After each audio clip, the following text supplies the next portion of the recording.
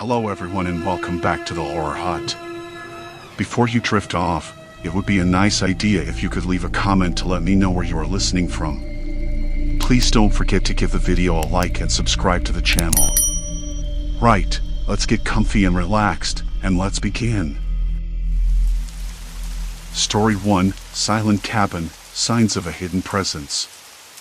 I never thought a simple hike could feel so wrong. The morning started like any other. I laced up my boots by the kitchen door, the worn leather creaking softly as I tightened the laces. Outside, a chill hung in the air, sharp enough to bite but not quite enough to make me regret leaving my jacket behind. I'd been looking forward to this trip for weeks, a weekend retreat to a remote cabin my grandfather once mentioned, tucked away somewhere deep in the forest, miles from cell service and city noise. The trailhead was easy to miss. A narrow dirt path, almost swallowed by overgrowth, led into the trees. I checked my pack one last time: water, granola bars, a map of the cabin marked roughly by a faded red dot, and a small flashlight. Just in case. I swallowed a bite of the last granola bar and shoved the wrapper into my pocket. The woods were deceptively quiet. Not the peaceful kind of quiet you expect, but a hush that felt watchful. Every few minutes, a bird would chirp, or leaves would rustle underfoot, my own, or maybe a squirrel's, but mostly, there was this heavy silence pressing in around me. I tried to shake the feeling. I told myself it was just the way the forest was that morning, damp and still. About a mile in, I crossed a shallow creek. The water was muddy and slow, nothing more than a trickle over smooth stones, but the air smelled sharp, wet pine and something faintly metallic. I knelt by the bank, cupped my hands, and drank. The cold water bit my tongue, refreshing but not clean. I wiped my mouth with the back of my hand and glanced upstream. Nothing, just the trees leaning over the water like silent watchers. I kept walking, boots crunching on the damp earth, until the path forked. The map suggested I should take the left trail, which curled deeper into the woods. I hesitated. The right looked more worn, like it had seen more traffic, but the left was the way to the cabin. I chose left. That was when I first noticed it. A small shelter, no more than a lean-to built from rough-hewn logs and branches, stood tucked between two towering pines. It looked abandoned, weathered wood, a sagging roof patched with moss, and vines curling over the entrance. But the scent around it was strange. Not musty or stale like you'd expect from something left to rot. It was fresh. Earthy, yes, but also faintly sweet, like the air after rain mixed with the sharp tang of something baked. Curious, I stepped closer. The porch was littered with dried leaves, but underfoot, the wood was dry. I noticed footprints. No, not footprints. There were no tracks outside the shelter. The ground was bare dirt, yet smooth and undisturbed. I crouched and traced the dirt with my fingertip. No sign of any recent passage. But the windows, two small panes of glass, barely big enough to see through, were smudged. Fingerprints, clear and fresh, muddied the glass. Someone had been here recently. I swallowed hard, the taste of dust and dampness filling my mouth. Who? And where were they now? I looked around. The forest stood still, the wind held its breath. If someone was watching, they were silent. Too silent. I reached out and pressed my palm against the glass. The wood frame felt cool and rough.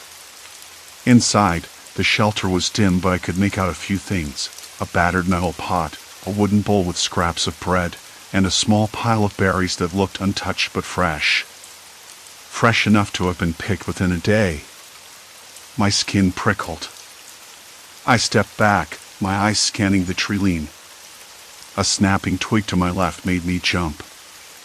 I spun around, heart hammering against my ribs, but saw nothing except the shifting shadows of the trees. Hello? My voice was small, uncertain. No reply. I debated whether to leave or investigate further. The part of me that wanted to turn back was growing louder, but curiosity held me rooted to the spot. Something wasn't right. That much was clear. I circled the shelter, my fingers brushing against rough bark, trying to find footprints or any sign of who might have been here. The earth was soft, the kind that holds prints well, but it was as if no one had passed through in days. Yet the food was fresh. The fingerprints on the glass told a different story. I knelt and sniffed the air again. The faint sweetness lingered, but beneath it was something else, an undercurrent of sweat, faint but real. Someone had been close. Watching. My breath quickened. I wished I'd brought my phone to call someone, but the cabin was too remote. No signal. I was alone. I stepped back from the shelter and looked down the path. The forest seemed to close in, the light fading as clouds gathered. A distant dog barked once, sharp and lonely. I shivered, warmth rising in my chest, cold crawling down my spine. I told myself to be rational. Maybe someone was camping nearby and left the shelter stocked, or maybe a hiker had passed through and would return. Still, the absence of footprints outside the shelter nagged at me. How had someone entered and exited without leaving a single trace? My hands trembled as I adjusted my pack. I wanted to keep moving, to find the cabin and leave this place behind. But I couldn't shake the feeling that eyes followed me from the trees, that every shadow held a silent witness. I took a deep breath, tasting the damp earth and old pine, and forced my legs forward. The path grew steeper, and the dense canopy swallowed the light more thoroughly. Behind me, the shelter faded into the gloom, its secrets tucked away beneath moss and silence. I glanced back one last time. The windows caught the fading light, the smudges on the glass like fingerprints pressed against my own skin. Someone was out there. Watching. Waiting. And I had no idea what they wanted. I stood just beyond the shelter's threshold, the fading light casting long, uneven shadows against the walls. The smell inside the shelter hadn't changed much since I first peeked in. A faint mix of damp wood and something else, something almost like stale bread and a hint of sour milk. I crouched near the small table where the food was laid out. The plastic-wrapped sandwich looked freshly made, the lettuce still crisp. Next to it, a half-empty water bottle sat sweating in the cool air. Whoever had been here, they'd left in a hurry or were still nearby. I reached out, my fingers brushing the smudged glass that had caught my eye earlier. The fingerprints were smudged but unmistakable, too large for a child, too adult for a stranger passing by without care. And no footprints outside. That didn't add up. I tried to imagine someone moving through the wet earth without leaving any mark. Impossible, unless they'd used some kind of makeshift stepping stones or a different path altogether. I swallowed hard, the dryness in my throat suddenly more pronounced. I wasn't sure if I was more curious or more afraid. You'd think I'd want to turn back. But I didn't. I wanted answers. Hello? I called out softly, my voice swallowed by the trees. No response. Just the rustle of leaves and the distant call of a bird settling in for the night. I stepped back from the window. The fading light outside was a bruise-colored gray, and the shadows deepened, swallowing the shelter's edges.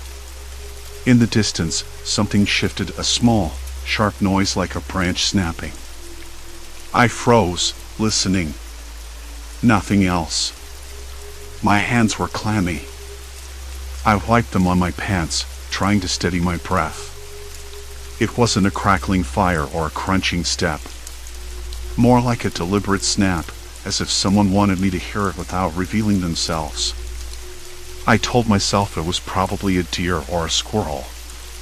But the thought didn't settle. I moved to the corner where a small cot leaned against the wall. A tattered blanket lay crumpled, and beneath it, a pair of muddy boots. They were the kind you'd find in any outdoor store, scuffed but well-maintained. No name, no mark. Just left behind. I knelt and examined the boots. The mud on the soles was dry, cracked in places, but fresh enough to suggest they'd been worn recently. My mind spun with possibilities. Had the owner left in a hurry? Or were they watching me now, hidden just beyond the trees? I glanced out the window again. The forest was nearly black now, but the outline of tall pines stood sharp against the darkening sky. No footprints. No signs of a trail. Just me, the shelter, and something unseen. A sudden, distant bark shattered the quiet. Sharp, urgent. It wasn't a dog I recognized, too wild, too rough. It echoed through the hills and then stopped, like the sound had been cut off abruptly. I swallowed. Okay, I said to myself, voice low. Maybe someone's nearby. I debated calling out again. Is someone here? I tried, louder this time, but the trees swallowed the sound, and nothing answered. I felt the weight of the pack on my shoulders, heavier now somehow. I was supposed to be heading to the cabin, but my feet didn't want to move. Instead, I paced the small room, scanning every corner. On the floor, near the door, I spotted a scrap of paper. I picked it up, folded, worn, and damp from the humid air. I unfolded it carefully. It was a hastily scribbled note. Don't trust the path. They watch. No signature. No date. Just those words in shaky handwriting. My breath caught. Who was they? And what path was I supposed to avoid? I tucked the note into my jacket pocket and looked around again. The shelter was more than just a forgotten refuge. It was a warning. A trap, maybe. Outside, the forest seemed to lean closer, branches swaying even though the air, cold and heavy with silence, was still. I felt eyes, not just in my imagination this time.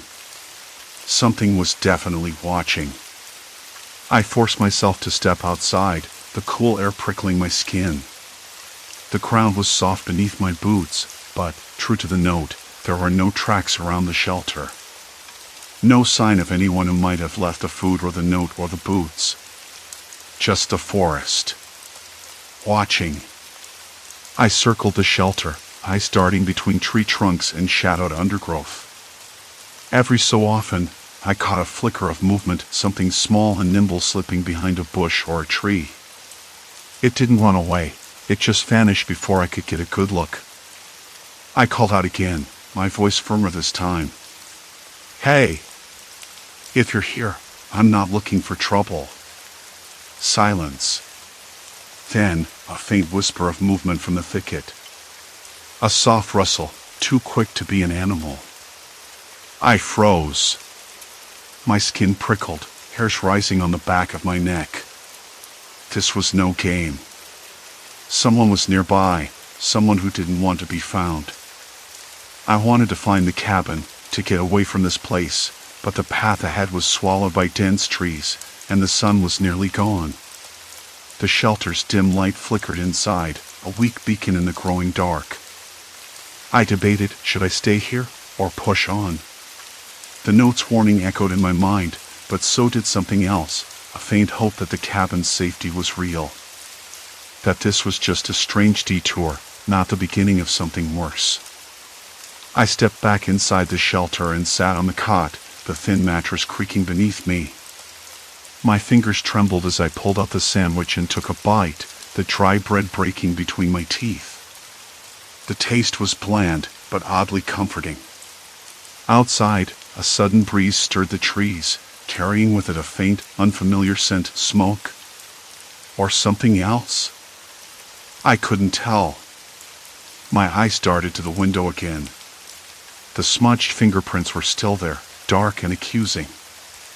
I whispered, almost to myself, "Who are you?" No answer came. Only the thick, watching silence of the forest.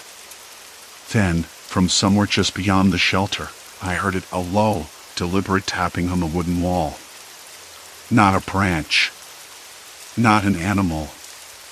Someone was knocking. I froze. The shelter's thin walls did nothing to muffle the sound that seemed to vibrate in my bones. Tap. Pause. Tap. Tap. A message? Or a warning? I didn't want to look outside, but I had to. Slowly, carefully, I stood and moved toward the door. My heart hammered in my chest loud enough, I thought, to drown out whatever waited beyond. I reached for the handle, and then stopped, because the door was already cracked open just enough to let a sliver of darkness slip inside. No wind, no noise, just the open door and the watching night. I didn't know what I'd find if I stepped outside, but I had to find out. Before it found me, the night pressed in, thick and unyielding. I stayed where I was, on that worn cot, the sandwich half-eaten and forgotten beside me. The flickering light from the shelter's single bulb cast uneven shadows that danced on the rough walls, making the room feel smaller, like it was closing in. Outside, the trees whispered with the wind, their leaves rattling like dry bones, but inside, the silence was heavier, waiting. I kept glancing at the window where those fingerprints lingered, dark and smeared, as if someone had been pressed hard against the glass. I know how that sounds. But the oddest part was the absence of footprints. No marks in the dirt, no crushed leaves. Just the shelter, standing alone amid the wilderness, and me. I pressed my palm against the cold window pane, tracing one of the smudges. It was smeared, sure, but fresh. Whoever had been here hadn't left long before I arrived. The smell of damp wood and something else, something sharp and metallic, hung faintly in the air, just beneath the mustiness of decay. "Who are you?" I whispered again, voice barely audible. The wind snatched the words away before they could settle. I thought about moving on, about finding the cabin and ending this strange detour. But the trees outside were dense, their shadows like black ink pooling at their bases. The path ahead had vanished, swallowed by underbrush and darkness. And behind me?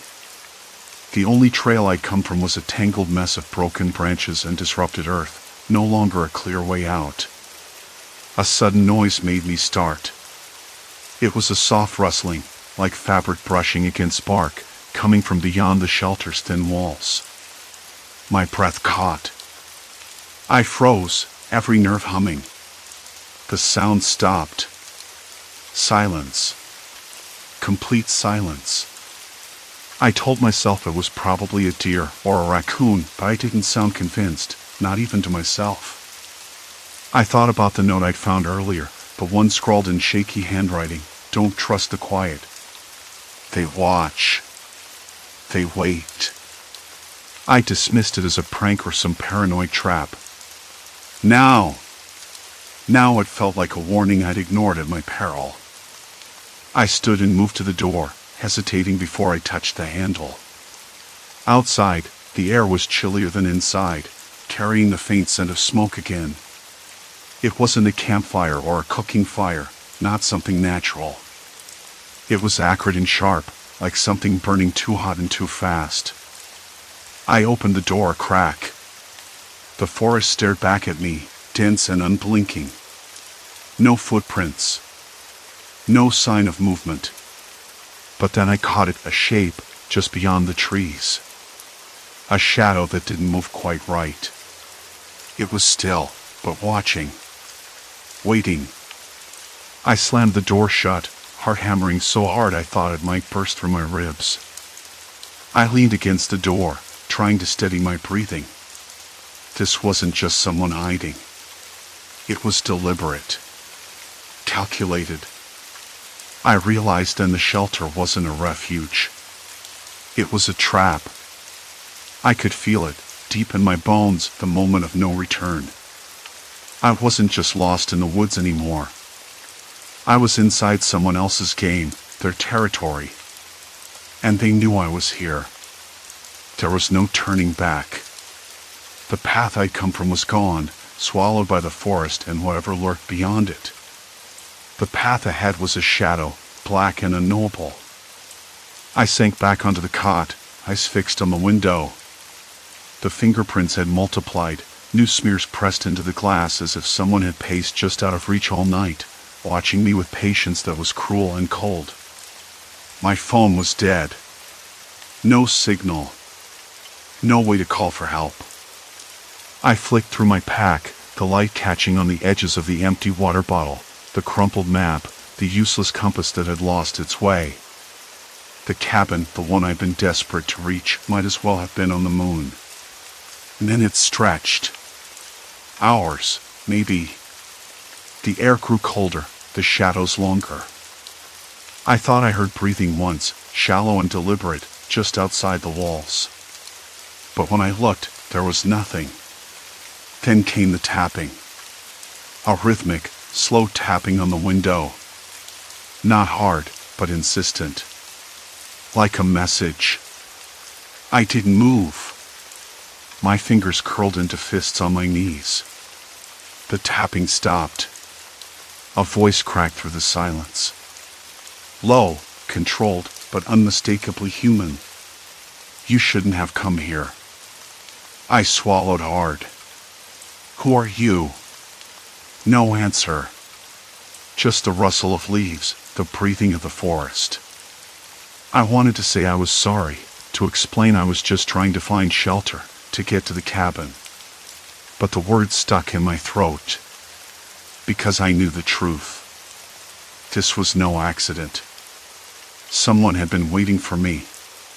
Someone who didn't want me to leave. The door shuddered slightly, as if a hand had brushed against it from the outside. I backed away, heart pounding in my ears. I was trapped. There was no way out. Only forward. The shelter wasn't a safe place, it was a cage. And whatever was out there wasn't done watching. The night stretched out, thick and heavy, like it was pressing in on me from all sides. You shouldn't have come here. That voice, low and controlled, wasn't just a warning anymore. It was a promise. I swallowed, dry and hard. My throat felt like sandpaper. Who are you? I said again, voice barely above a whisper, but the silence that followed was worse. No answer. Just a slow rustle of leaves, like some invisible breath brushing against the shelter's walls. I pressed my palm flat against the cold glass, searching for any sign of movement outside, but the forest held its secrets tight. No footprints, no shadows, nothing but the faint shiver of branches in the wind. It was a trap, and I was already caught. I tried to steady my breathing, but it came uneven, shallow. My heart was thumping like a drum, loud enough to drown out the quiet. I knew I couldn't stay put. Not here. Not with someone watching, waiting. The shelter's door creaked softly, a sound so fragile I momentarily thought I'd imagined it. Then it happened again. A faint scrape, like nails dragging slowly across wood. I jumped back, nearly tripping over the threadbare rug beneath me. The floor creaked underfoot, brittle with age and neglect. I scanned the room empty except for a battered table and a few cans of food left out, almost fresh, untouched but not old. Someone had been here recently. Very recently.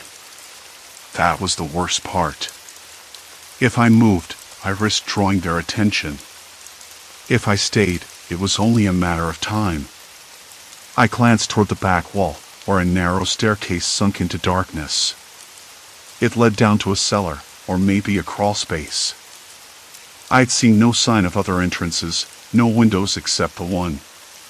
The shelter was small, claustrophobic, the walls humming with shadows.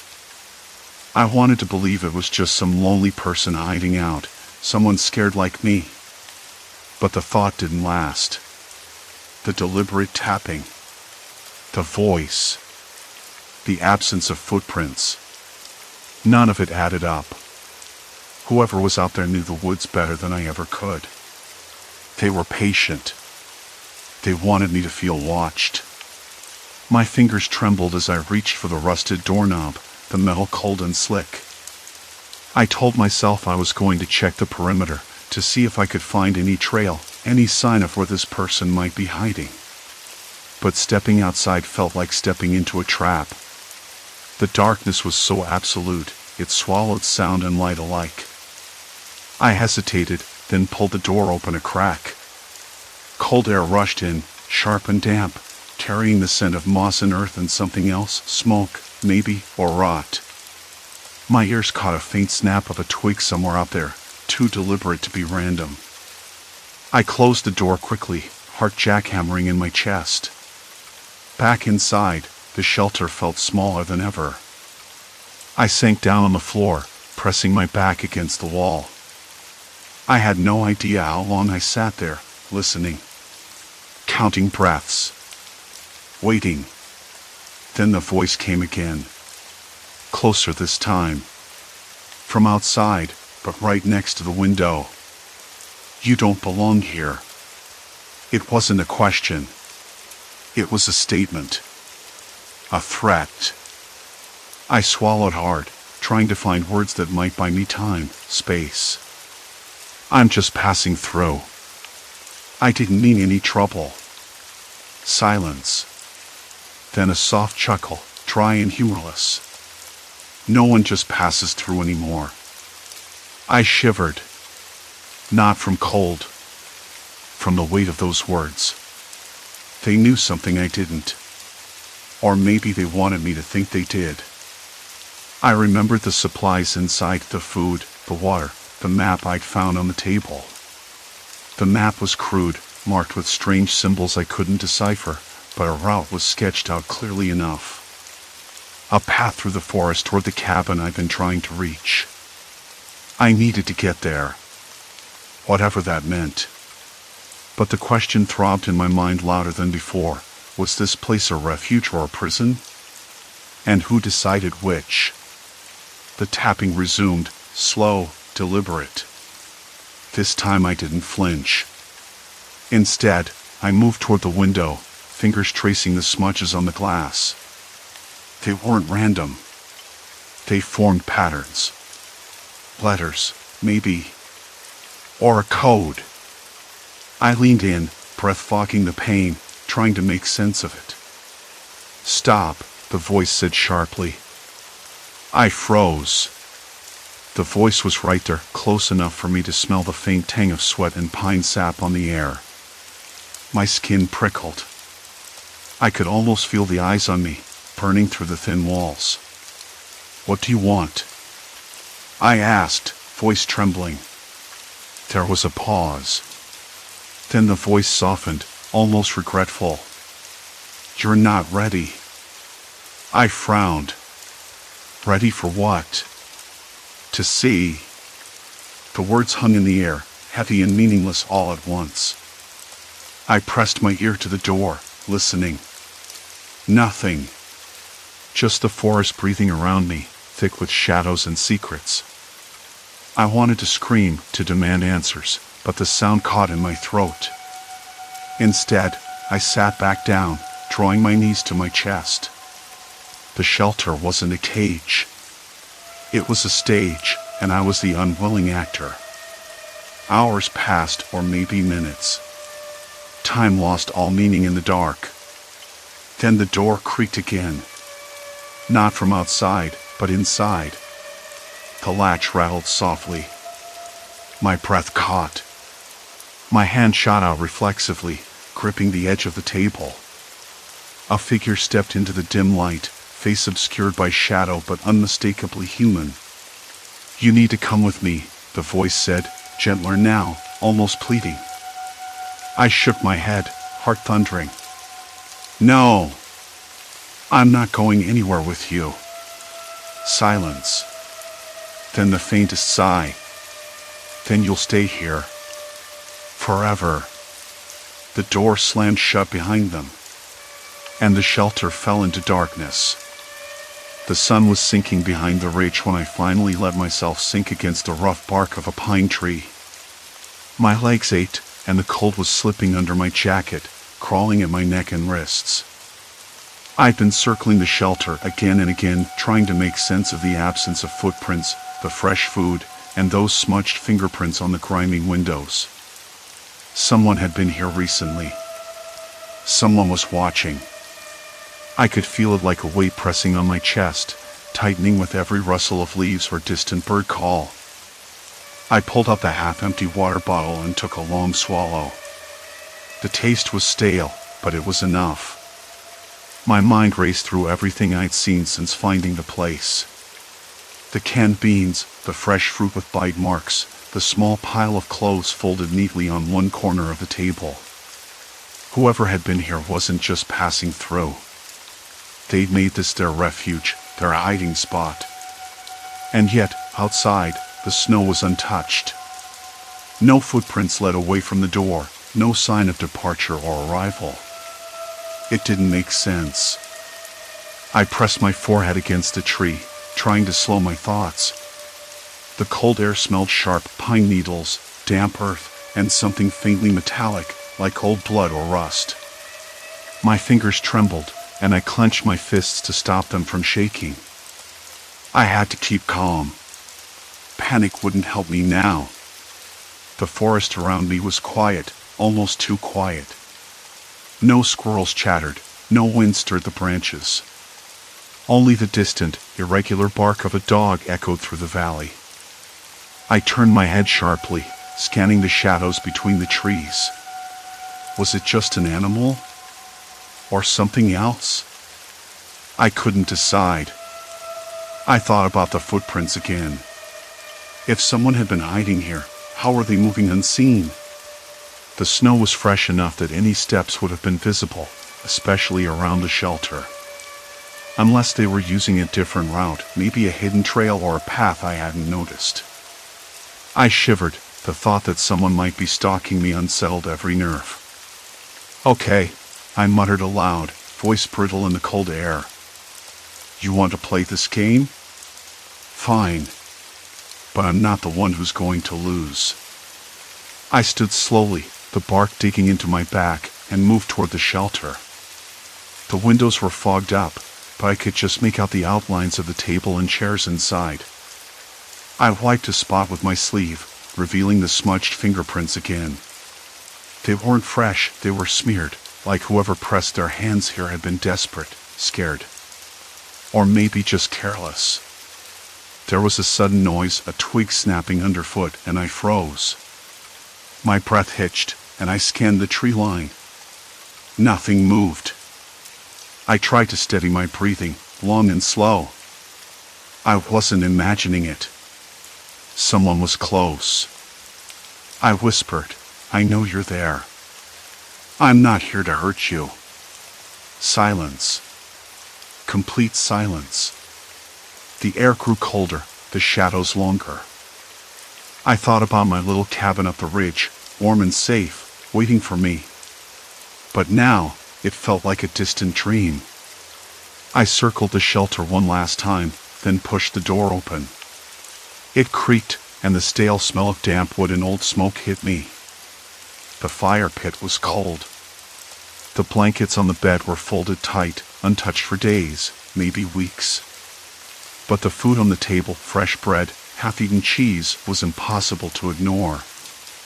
I sat down heavily on the wooden chair, my fingers brushing the table's rough surface. I could almost hear someone breathing, just behind the walls. Watching. "Who are you?" I said quietly, no answer. "Why are you hiding here?" The silence pressed down, thick and suffocating. After a long moment, I realized I wasn't alone. A soft shuffle came from the corner of the room. I turned slowly, heart caught in my throat.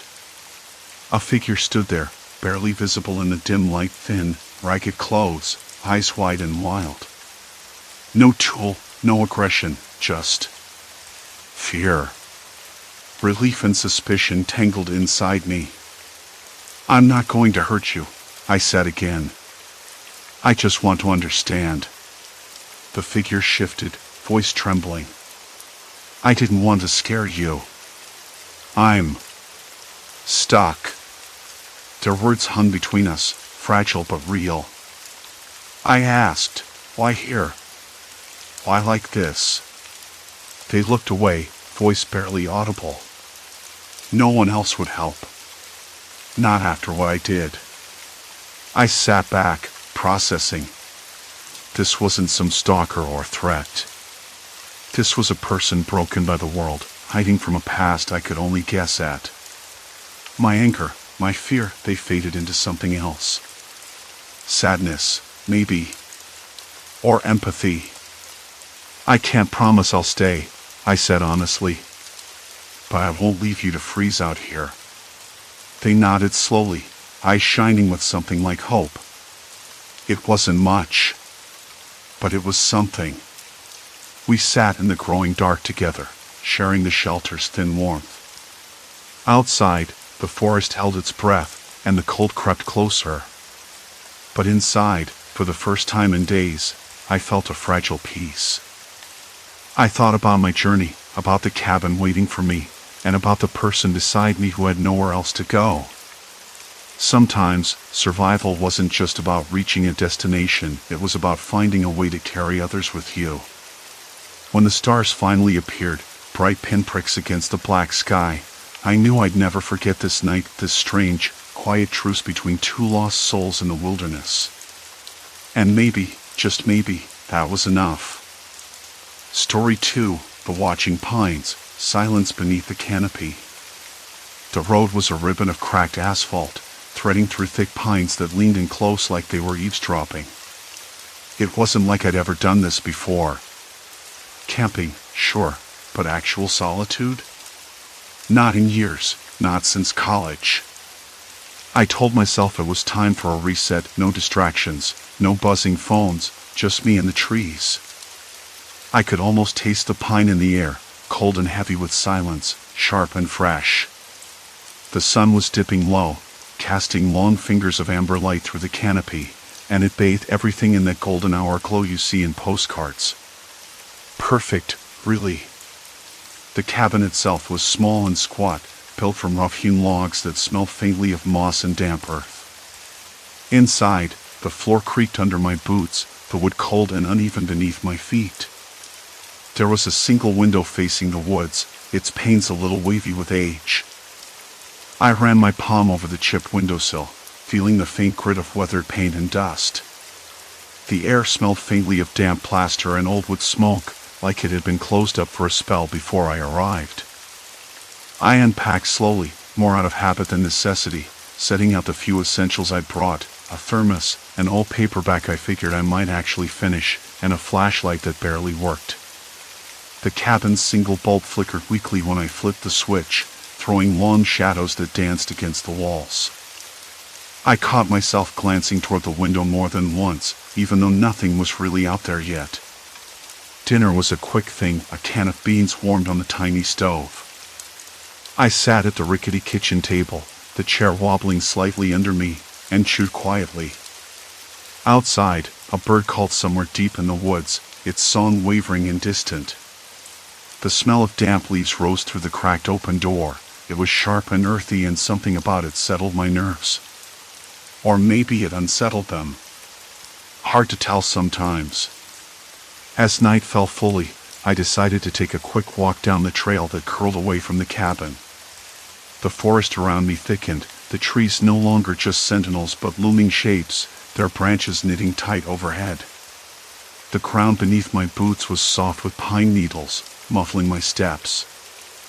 I could hear the faint rustle of something, small animals, probably scurrying just beyond the edge of the path. I stopped, listening. But the sounds had changed. It wasn't the natural chaos of the forest at night anymore. There was a strange order to it, like the animals had been hushed all at once, their usual chatter stilled. I could swear I heard the faintest shuffle, a deliberate movement, as if some invisible hand was pushing life away from the deeper woods and funneling it toward the paths. I laughed under my breath. Probably just my imagination. Maybe a fox or a raccoon moving through the underbrush. Nothing to get worked up about. Still, the silence was sharp around me, the kind that pricks your skin. I turned back, quickening my pace, telling myself I wasn't about to be the protagonist of some bad wilderness horror story. Back in the cabin, I double-checked the locks on the door and windows, a ritual that felt both silly and necessary. I ran my fingers over the latch, feeling the cold metal bite into my skin. The flashlight flickered again. I sighed and dropped into the creaking chair by the window, pulling my knees up to my chest. The forest outside was ink black now, but every so often, a pair of eyes would catch the lamplight and blink open. Rabbits, I told myself. Deer, maybe. Nothing more. I tried reading, but my mind kept drifting to those eyes, to the way the silence had thickened earlier, to the subtle feeling of being watched. The cabin felt smaller, somehow, as if the walls were closing in. My hands trembled slightly, not from cold, but from that creeping sense that something wasn't quite right. I told myself again, I'm overthinking it. The night stretched on, and I finally gave in to the exhaustion that had been lurking all day. I climbed into the creaky bed, the mattress uneven and smelling faintly of cedar and something faintly musty.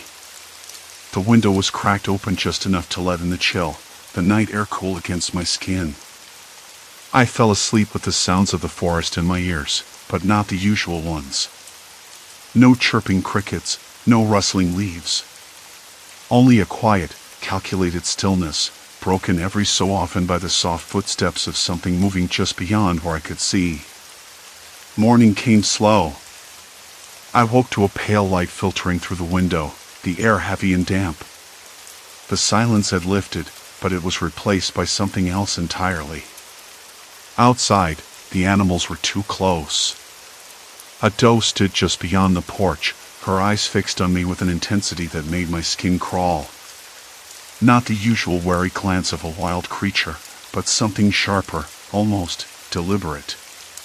Behind her, rabbits sat motionless, their noses twitching as they watched. Even the birds perched in the trees seemed unnervingly still, heads tilted in unison, like they were waiting for something. I stepped outside, heart hammering in my chest. The air smelled the same pine and damp earth, but the quiet around me felt like a trap, as if I'd stumbled into some carefully laid snare. I told myself I was imagining it, but I couldn't shake the feeling that I wasn't alone, not just with the animals, but with whatever was moving them. And whatever it wasn't natural. The morning sun was weak, a pale smear behind the thick trees, as if it couldn't quite decide to show itself. I stepped down from the porch, the rough wood creaking beneath my boots. The dirt was cool and damp, the air carrying the sharp scent of pine and something else, something faint, like smoke or maybe damp leather. That smell wasn't natural out here. At least, it didn't belong. I wrinkled my nose and glanced around. Nothing moved beyond the edge of the clearing, but the silence was deeper now, as if the forest was holding its breath. I wanted to shake the unease, to tell myself it was just animals acting weird. But the way they watched me, it was like they were waiting for a signal. Herded. Herded by someone. Or something. The thought made my skin crawl. Inside the cabin, I found my notebook and a pen. I sat at the small, rickety table, the wood cold against my palms. I wrote, animals close, watching with odd intensity.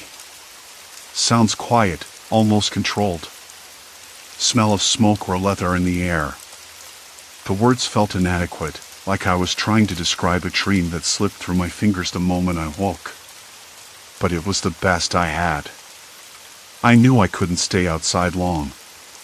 The longer I lingered, the more I felt eyes on my back, human ones, not just animal. The rational part of me kept whispering that I was overthinking, that maybe a hunter or some local had been nearby, and the animals were just fleeing toward me. But then, why so many? And why no sound? No crackle of a branch, no rustle of leaves? The forest was too quiet, too still. I decided to explore the trails. Maybe I could find something, tracks, signs of people, anything. I grabbed my jacket, the fabric stiff and unfamiliar after being folded in the corner all day. The cabin door creaked shut behind me, the sound that seemed to vibrate in my bones sharp in the quiet. The trailhead was less than 100 yards away, a narrow path cut through the trees, littered with pine needles and broken twigs. I stepped quietly, ears straining for any sound. A bird called once, a sharp, brief note that shattered the stillness. Then silence again. The ground was soft, the earth damp from last night's rain. I spotted faint footprints pressed into the mud, too large for any animal I knew. I knelt down, brushing dirt away with my fingers. The prints were uneven, like someone was walking carefully, maybe trying not to leave too much evidence. I followed the trail deeper into the woods. The trees closed in around me, their trunks thick and gnarled, branches tangled overhead so the light barely touched the forest floor. The smell of smoke grew stronger. It wasn't fresh, not like a campfire, but old, faint, like leather that had been burned and left to rot. I tugged my jacket tighter around me, the chill settling into my bones. Then I saw it. A small clearing, partially hidden by a curtain of hanging moss. And in the center, a pile of old animal bones, clean to near white, stacked like some kind of crude altar. My breath hitched. The site felt deliberately arranged, not random. Nearby, a circle of stones, each one smooth and dark, sat half buried in the dirt. I stepped closer, heart pounding. Something was definitely here. Something methodical. Suddenly, a rustle from the bushes. I froze, every muscle tense. A figure emerged, thin, hunched. A man. His clothes were dirty and torn, his face shadowed beneath a hood. His eyes caught mine, sharp and cold. No smile. No greeting. Just that same unsettling intensity I'd seen in the animals. "Why are you here?" His voice was low, rough, but not unkind. More curious than hostile. I swallowed. "I'm staying in the cabin. Just for a few days." He studied me for a long moment, then nodded slowly. "You shouldn't be here. Not alone." I wanted to ask why, but the words stuck in my throat. Instead, I said, "Do you know what's been happening? The animals. They've been acting strange." He didn't answer right away. Then, almost like he was talking to himself, he muttered, "They're scared. Hurted. Hurted by those who don't belong." I frowned. Who doesn't belong? He looked away, scanning the trees as if expecting something to appear. The ones who want control. They come at night. Move quietly. Herd the wildlife to keep you trapped. The words felt like a puzzle piecing itself together in my mind. This wasn't just about animals. It was about people. Someone was out there, manipulating the forest, shaping it like a cage. "Can you help me?" I asked. "I don't know what to do." He hesitated, then reached into his pocket and pulled out a small, folded map. "There's a way out. A path they don't watch. But it's dangerous. You have to move before dark." My fingers closed around the map, the paper thin and fragile. I looked back toward the cabin, then at the man. The forest seemed to lean in closer, the shadows deepening beneath the trees. "Why are you helping me?" I asked. He shrugged, a ghost of a smile flickering. "Because I used to be trapped too." The weight of his words settled over me. I was no longer just a visitor. I was caught in something far bigger than I'd imagined. As I turned back toward the cabin, the animals watched from the edges of the trees, their eyes unblinking. The silence was no longer empty, it was waiting. Watching. And somewhere in the distance, I thought I heard a faint whistle, soft, deliberate. I didn't want to look back, but I couldn't stop myself.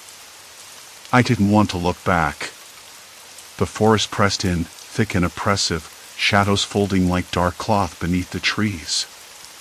My breath caught when I caught sight of those eyes again, dozens of them, gleaming faintly beyond the undergrowth, glinting with an intensity that felt far too deliberate to be natural. The man's map was still folded in my pocket, a fragile thread to some escape I couldn't yet fully grasp. I took a slow step toward the cabin, every twig and leaf crunching too loudly underfoot. The soft whistle that had drawn my attention earlier floated again, this time closer, more precise, like a code or a signal. It wasn't the wildlife. It was human. The memory of the man's words tangled in my mind, because I used to be trapped too. I wanted to believe him. I needed to. But the way the forest seemed to hold its breath told me something darker was lurking beneath all this quiet. Something deliberate. Calculated. Watching. Waiting. That night, the cabin was a dim refuge against the weight of the forest. I locked the door with trembling hands, even though I knew locks were just pieces of metal. Outside, the silence wasn't empty anymore. It was alive. It was waiting for me to slip up. I spent the night sitting by the window, watching. The animals had gathered again, deer, raccoons, even a fox, each frozen in place, their eyes reflecting the moonlight like little mirrors. They weren't just watching me. They were waiting. Herded, like the man said. Herded by someone.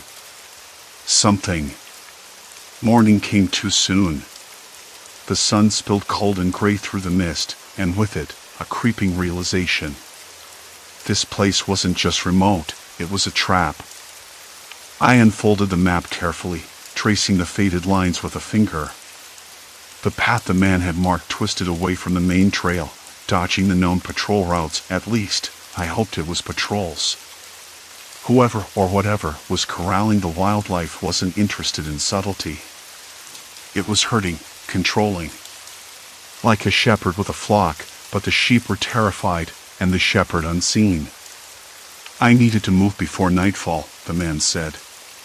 But moving meant stepping into the unknown, a gamble with no guarantees and no turning back. The cabin's worn floorboards creaked under my weight as I packed a small bag, a bottle of water, a flashlight, some granola bars pressed into a plastic wrapper that crinkled louder than I wanted.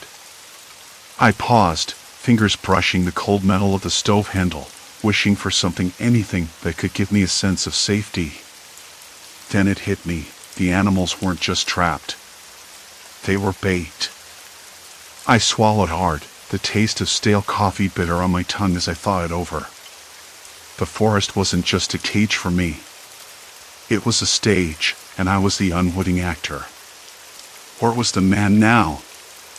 I hadn't seen him since he handed me the map. Had he vanished into the trees? Or worse, was he part of this too? A sudden rustle snapped my head toward the window. A small bird sat perched on the sill, its head tilting as if curious. I blinked, and it flew away. That's when I noticed the footprints. Wet, fresh, human footprints pressed into the soft earth outside the cabin. Not far from the door, and definitely not mine. I stepped outside, the damp air thick with the scent of pine and something else, something metallic, faint but unmistakable. Iron? Blood? I couldn't tell. The footprints led toward the edge of the forest, away from the main path and deeper into the shadows. The forest wasn't just watching me. It was being watched too. I debated whether to follow the trail or stay put. Logic said stay. Instinct screamed move. I couldn't shake the feeling that if I didn't follow those prints, I'd never know what was coming for me or why. The sun slipped behind the clouds, turning the sky a sullen gray. Shadows lengthened. The whisper of the wind through the branches sounded less like nature and more like voices, low, urgent, warning me. I was out of options. I stepped onto the path marked on the map, the forest closing around me like a living thing. Every snap of a twig made me jump. Every rustle felt like footsteps just behind me. My heart hammered loud enough to drown out the birdsong, or was it silence now? I wasn't sure anymore. Halfway down the path, I stopped. The trees thinned, revealing a clearing bathed in a strange, unnatural quiet. The animals were there again, but this time they weren't scattered. They were gathered in a tight circle, heads down, bodies tense. The fox from last night stared straight at me, unblinking, its eyes full of something I couldn't name. A low whistle cut through the air again, sharp and clear. My blood ran cold. Then I saw them, figures stepping out from the shadows beyond the clearing. Men, I think. Their faces hidden beneath hoods, their movements deliberate and slow. No words spoken, just that whistle echoing between them, a signal that tightened the noose around me. I wanted to run, but my feet were rooted. My fingers clenched into fists, nails biting into skin. The map in my pocket felt heavier than ever. One of them stepped forward, and I caught a glimpse of his eyes, cold, calculating, unblinking. Recognition flickered there, like he'd been waiting for me all along. Lost? His voice was low, almost casual, but it carried a weight that pressed down on me like a stone. I opened my mouth to answer. Nothing came out. The animals shifted, the circle tightening. That fox's stare never wavered. I was trapped, just like the man said. But this was something else entirely. No turning back now. The path stretched out ahead, but the forest had closed behind me. And the watchers had finally revealed themselves. The man's voice lingered in the cold night air, low and casual, but weighted like a boulder pressing on my chest. The animals shifted again. The fox, its amber eyes locked on mine, didn't flinch. The rest, those shadowy figures in the trees, moved with a calculated stillness, herding the wildlife closer like some cruel shepherd gathering sheep into a pen. I noticed then the unnatural silence around us, the usual forest symphony had stilled, replaced by a thick, expectant quiet that pressed against my skin like damp cloth. I couldn't move. My feet were rooted to the dirt, my hands clenched so tightly my nails bit into my palms. The map in my pocket felt heavier than ever, a useless weight. That's when I realized I wasn't just being watched, I was being hunted. Or worse, studied. The man stepped forward, and I caught a faint whiff of something sharp, like pine needles crushed underfoot mixed with the stale tang of sweat. His breath was steady, but there was a coldness to it that made my stomach twist. His hood slipped slightly, revealing a sliver of a scar along his jaw, pale and puckered. "Why are you here?" he asked, voice dropping another notch, almost a whisper now, but louder than the silence around us. I wanted to lie. I wanted to say I was just passing through, that I was lost, that I didn't mean any harm. But the words stuck somewhere in my chest, thick and impossible to form. Instead, I swallowed hard and shook my head slightly. No. I didn't trust myself. Behind him, the other figures shifted, moving almost imperceptibly closer. The circle shrank tighter around me. The fox sat still, unblinking, watching. The deer beyond it didn't run, they simply stared with wide, glossy eyes that made my skin crawl. The animals weren't afraid, they were waiting. And so was I. I tried to steady my breathing, but the cold air burned my lungs. Every instinct screamed at me to run, but where? The forest had swallowed the path. The trees loomed, thick and unyielding, their branches like skeletal fingers clawing at the sky. The ground beneath my boots was rough and uneven, rocks and roots pressing into my soles, reminding me with every step that this wasn't a place meant for running. "Look," I finally said, voice shaking. "I don't want trouble. I'm here to get away. To think."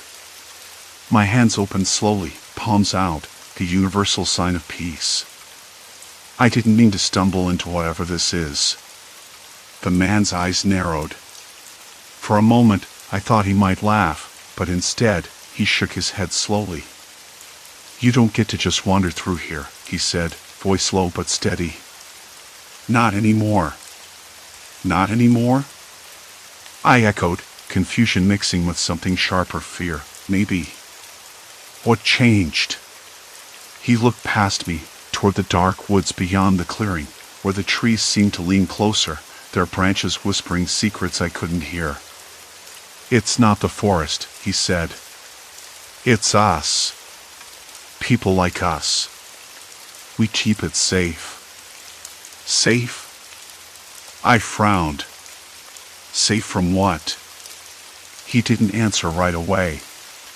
Instead, he gestured to the animals, the fox, the deer, the silent crows perched on gnarled branches overhead.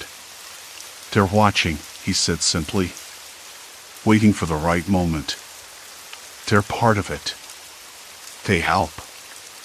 I blinked, the pieces swirling in my mind. Was this some kind of twisted game? A cult? I wanted to laugh, but the cold knot in my stomach wouldn't let me. "What do you want from me?"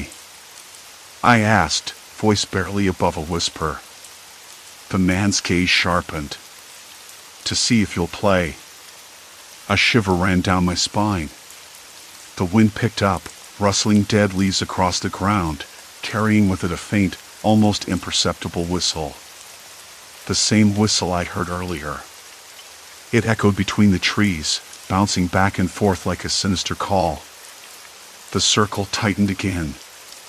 I took a small, careful step backward, feeling the rough bark of a tree bite into my back. My breath came in short bursts. The fox rose slowly, muscles coiled and ready, eyes gleaming with a predatory intelligence.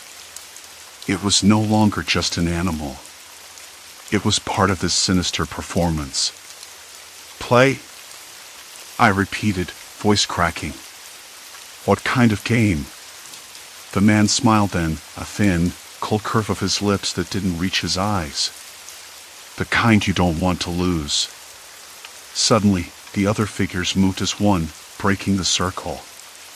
They began walking toward me, slow, deliberate steps that echoed in the hollow silence of the forest. My mind screamed at me to run, to fight, to do something. But my legs wouldn't obey. "I'm not playing," I said, voice shaking. "I just want to leave." One of them stopped a few feet away, crouching low.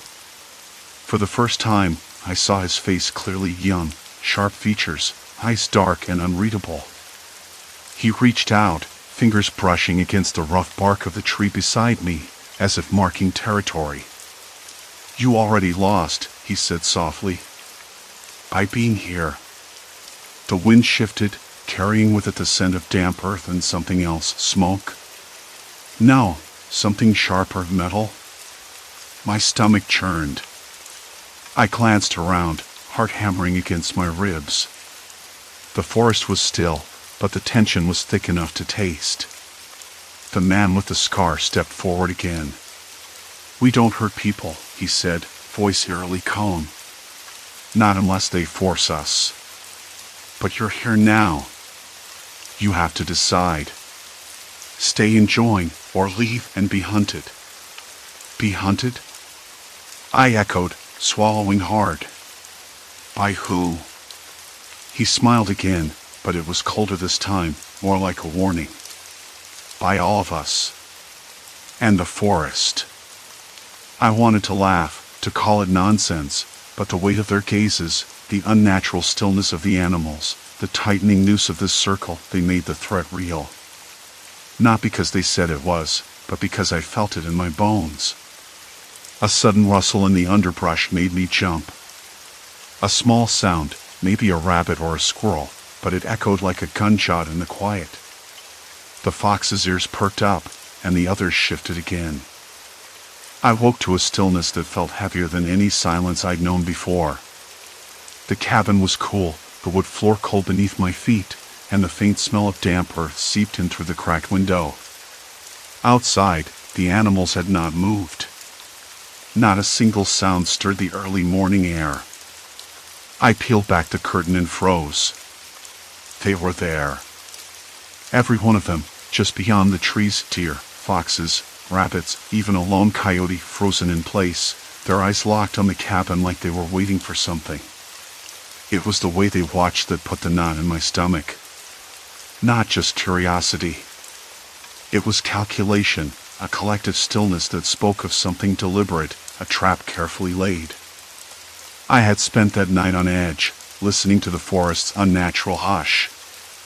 Usually, the woods at night were alive with the rustle of leaves, the calls of owls, the crack of branches as small creatures scampered. But not here. Not then. Instead, there was a shifting quiet, like the animals were being funneled, herded towards the trails as if by an invisible hand.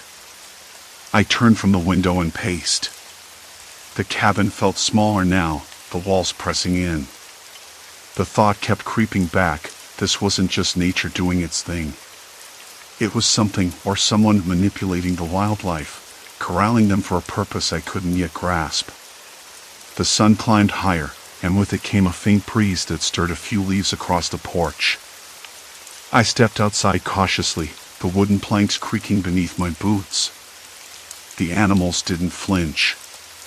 Instead, they took a slow step forward, then another, until they formed a rough circle around the cabin, maintaining that unnerving distance, their gaze unwavering. I swallowed hard.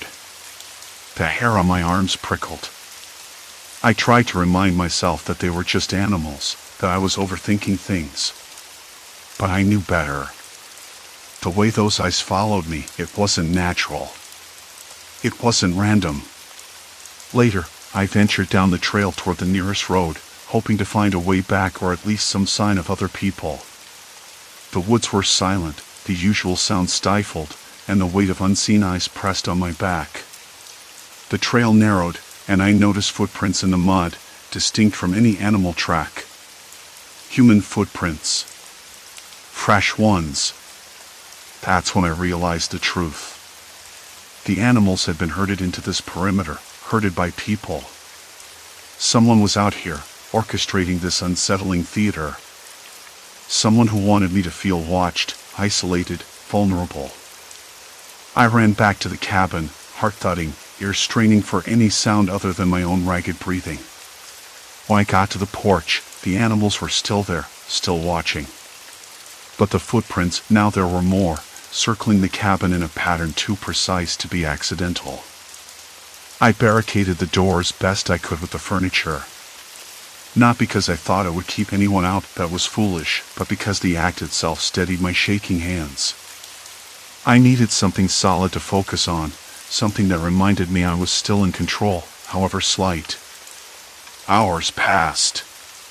The animals remained motionless, their eyes gleaming like dark jewels in the fading light. Then, just as dusk was settling, I heard voices. Low, deliberate. Human voices, speaking in hushed tones, weaving through the trees like a thread of smoke. I pressed my ear to the wall. They were close, close enough that I could hear the crackle of dry leaves underfoot, the occasional cough or clearing of a throat. They weren't shouting or threatening, just waiting. Waiting for what? I didn't know. But I knew that whatever this was, it wasn't a coincidence or a friendly visit. The night stretched on. I didn't sleep. I sat by the window with my back against the wall, watching the shadows flicker as the moonlight filtered through the leaves. The voices came and went, sometimes near, sometimes fading into the distance. The animals stayed, statuesque sentinels in the darkness. By morning, The voices had disappeared, and so had the animals. The forest seemed to breathe again, the usual chorus of birdsong and rustling leaves returning like a fragile promise of normalcy. I packed my things slowly, every movement deliberate. I didn't want to leave, not because I was afraid of what might happen if I stayed, but because I realized I couldn't outrun what I'd experienced. The forest had changed me. I had entered it expecting solitude and found something far more unsettling, a reminder that even in the quietest corners of the world, human presence could bend nature to its will, turning sanctuary into snare. As I walked down the trail for the last time, the sun warming my face, I glanced back once. The cabin stood silent, dwarfed by the endless stretch of trees. No animals. No shadows. Just the memory of their watchful eyes and the echo of voices that had vanished like ghosts. I didn't look back again. The road was close now, the sound of a distant engine growing louder. Relief surged, but it was tempered by a lingering unease. I knew this place, this experience, would stay with me. Not as a nightmare to forget, but as a caution carved deep into my bones. Some places aren't meant to be found. Some silences aren't natural. And some eyes, no matter how wild, can be hurted by hands unseen, waiting patiently for the moment to close the trap. I stepped onto the asphalt, the rough surface grounding me. The world felt louder here, harsher in some ways, but it was real. I was free. Or so I told myself. Story 3, Forest of Grasping Branches, Nature's Malevolent Watch. I never thought the forest could feel so deliberate. I'd arrived late afternoon, carrying a pack too heavy for the trail, but I didn't care. The sky was that clear, bruised blue you get just before dusk, and the air smelled sharp pine needles crushed underfoot, wet earth, and something faintly sweet, like rotting fruit tucked beneath the brush. The kind of place where the quiet works its way beneath your skin if you let it. I set up my tent in a small clearing, the kind of spot that seems perfect until you realize the ground's uneven and the trees crowd in too close. I remember thinking the branches looked too tangled, their tops scraping the sky in a way that felt more like grasping than growing. But I shrugged it off, blaming the late hour and my own exhaustion. By the time the sun dipped below the horizon, I got a fire going, or at least, I tried. The wood was damp in spots, and the smoke just kind of hung there, twisting slow and thick into the air. I ate a handful of trail mix, the stale nuts and dried berries tasting oddly metallic, maybe from the sweat on my fingers or just the weirdness settling in. The forest was alive with sound then. Birds calling somewhere far off, the rustle of small animals in the underbrush, the occasional snap of a twig. I liked that noise. It felt like proof I wasn't alone, that the world was still turning as it should. I remember sitting back against a tree, my legs stretched out, and listening. The wind stirred the leaves above me, making a soft crackling like whispered secrets. I told myself stories about the people who camped here before me, the ones who probably never left, who built fires and told jokes and didn't bother worrying about shadows. But as night deepened, I noticed something odd. The trees around my tent, they seemed to lean inward, slowly, as if something unseen was pulling at them. At first I thought it was the wind, but the air was still, the kind of still that presses against your skin and fills your ears with nothing. I got up, flashlight in hand, and circled the tent. The branches didn't just sway, they shifted, bending with a strange purpose, like fingers inching closer. I blinked hard, wondering if my tired eyes were playing tricks. Maybe it was the moonlight, casting strange shapes, or the shadows stretching longer than they should. I whispered to myself, it's just trees. Trees don't move like that. But they did. I retreated into the tent and zipped it closed, my breathing loud in the silence. Outside, the forest seemed to hold its breath. The usual chorus of insects and distant calls had vanished. Silence. Complete silence. Sleep didn't come easily. Every rustle, every creak of the branches felt amplified. I kept checking the zipper, imagining eyes just beyond the fabric, watching and waiting. I knew how that sounded, but the feeling was real, the way the air thickened, how the darkness felt too close, too heavy. Around 2 in the morning, I thought I heard footsteps. Soft, deliberate, crunching on dry leaves. I froze, heart thudding so loud I thought it might echo through the tent. I told myself it was an animal, a deer maybe, or a raccoon. But the steps didn't scatter or change direction. They circled the clearing, slow and steady. I wanted to call out, but the word caught in my throat.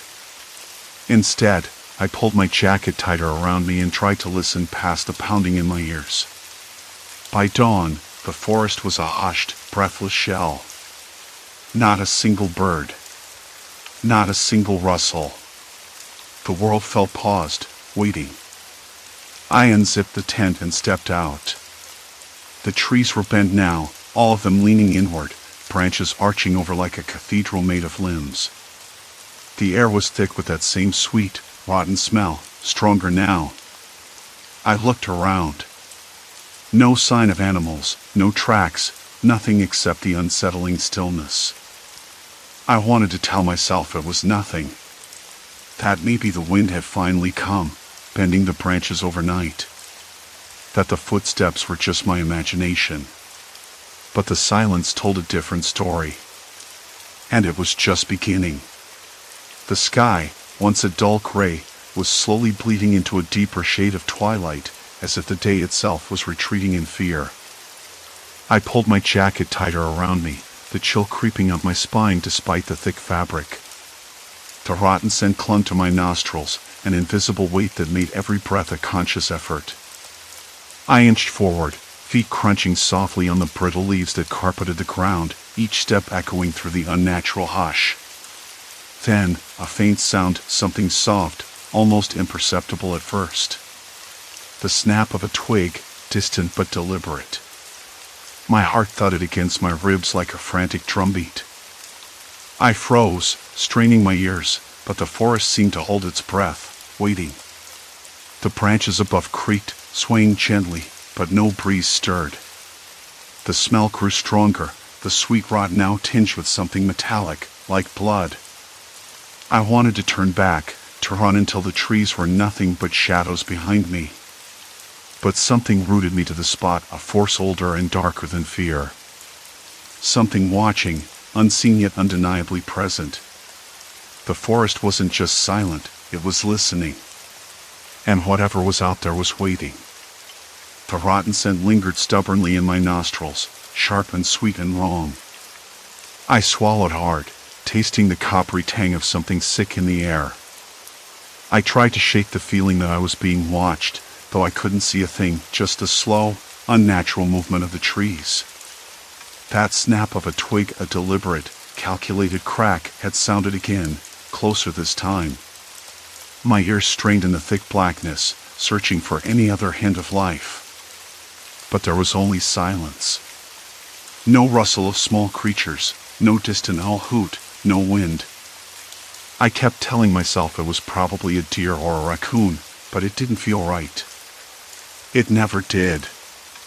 I decided I had to check the perimeter. Maybe it was nothing, a trick of the mind, but sitting still felt worse. I grabbed my flashlight, its beam weak against the dense thicket of branches, and stepped out of the tent. The earth was damp, soft beneath my boots, the smell of decay stronger the farther I walked. The trees seemed to lean more aggressively now, their limbs twisting towards my small camp like bent fingers searching for a pulse. I tried to steady my breath, but it came out shallow and quick. The light flickered as my hand shook, casting long, jittery shadows that made the forest seem alive in a way it shouldn't be. I kept circling, careful not to stray too far, scanning the underbrush for anything unusual. Broken branches, footprints, something concrete. And then I saw it.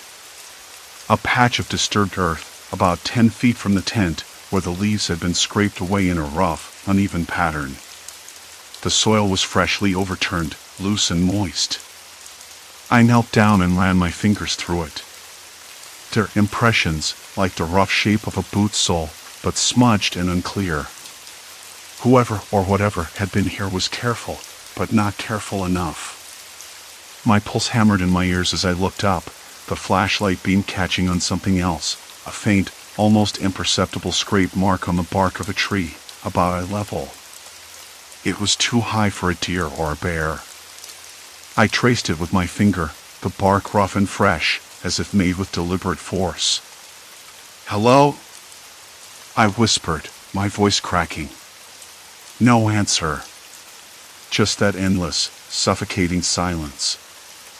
I stepped back toward the tent, suddenly aware of the isolation pressing down on me. The forest felt like a trap, a circle closing in. My thoughts raced. Was someone out here? Watching me?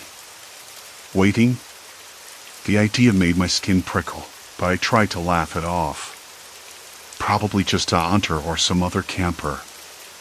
People get lost out here all the time. Still, I couldn't shake the feeling that this wasn't random. The way the trees bent, the fresh marks. It was deliberate. Planned. Back at the tent, I found my phone dead.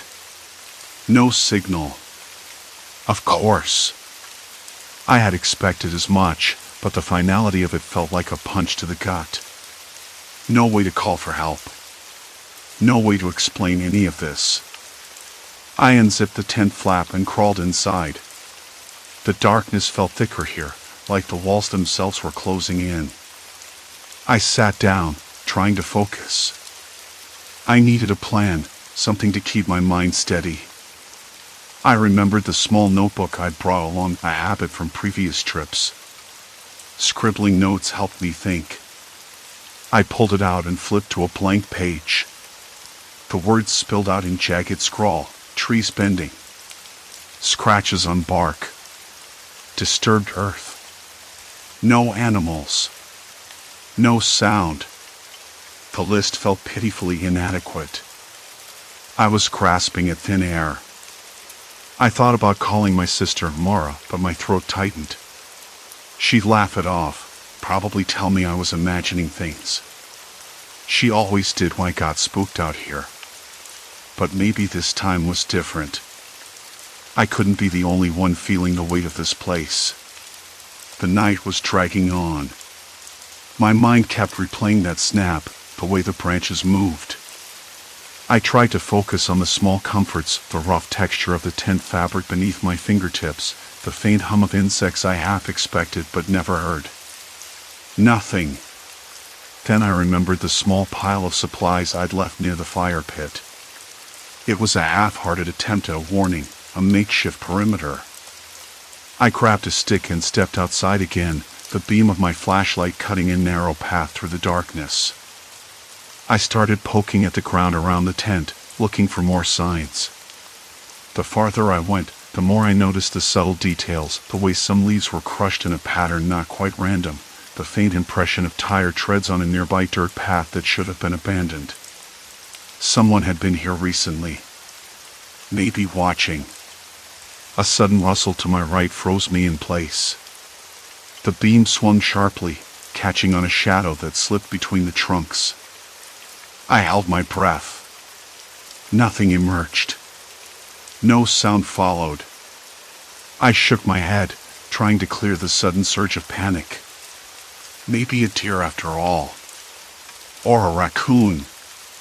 But the way it moved, the deliberate silence, felt wrong. I retreated back to the tent, my steps hurried and uneven.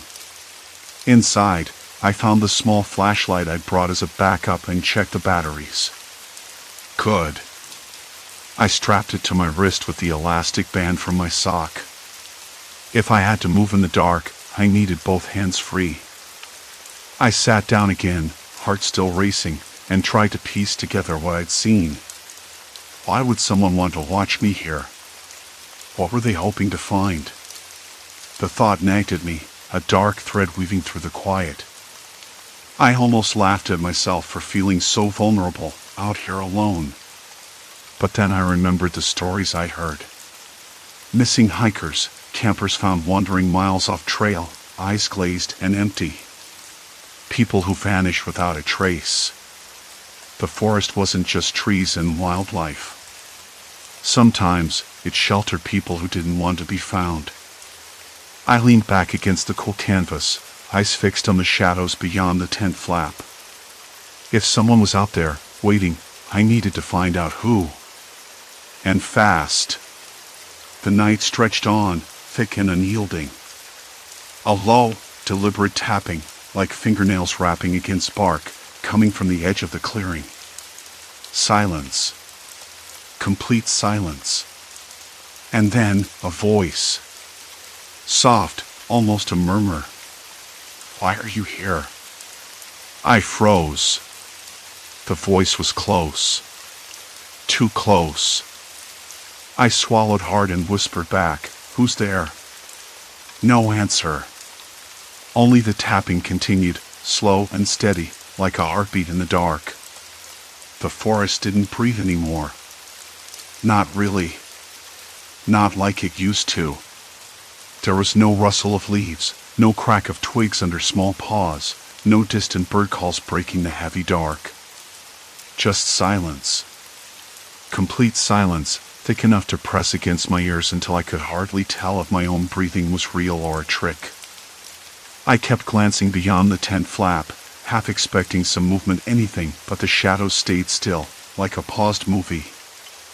I rubbed my hands together, the rough canvas of my sleeve scraping against my palms. Cold sweat clung to my forehead. Something had changed here. I knew at the moment I woke up, the air tasting too still, too empty.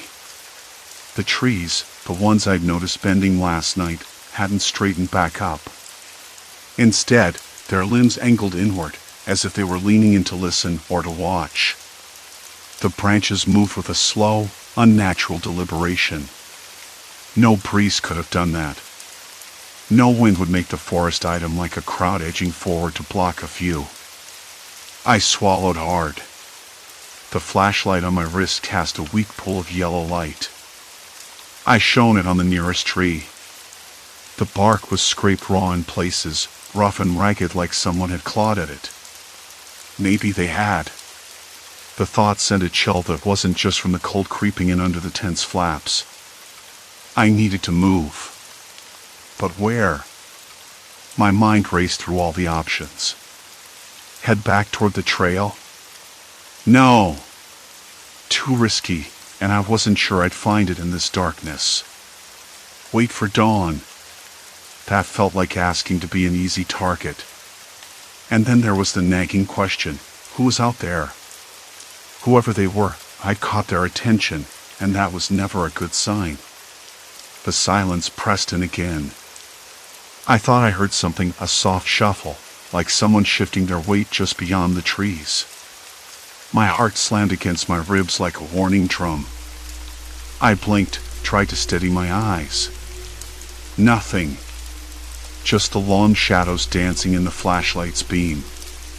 "Hello?" My voice cracked, barely above a whisper. "I know you're there." No answer. Only the cold, watching trees. I pulled myself out of the tent, boots crunching on dry leaves. The air was bitter, sharp against my lungs. The smell was different, too earthy, yes, but with an undercurrent of something else. Smoke?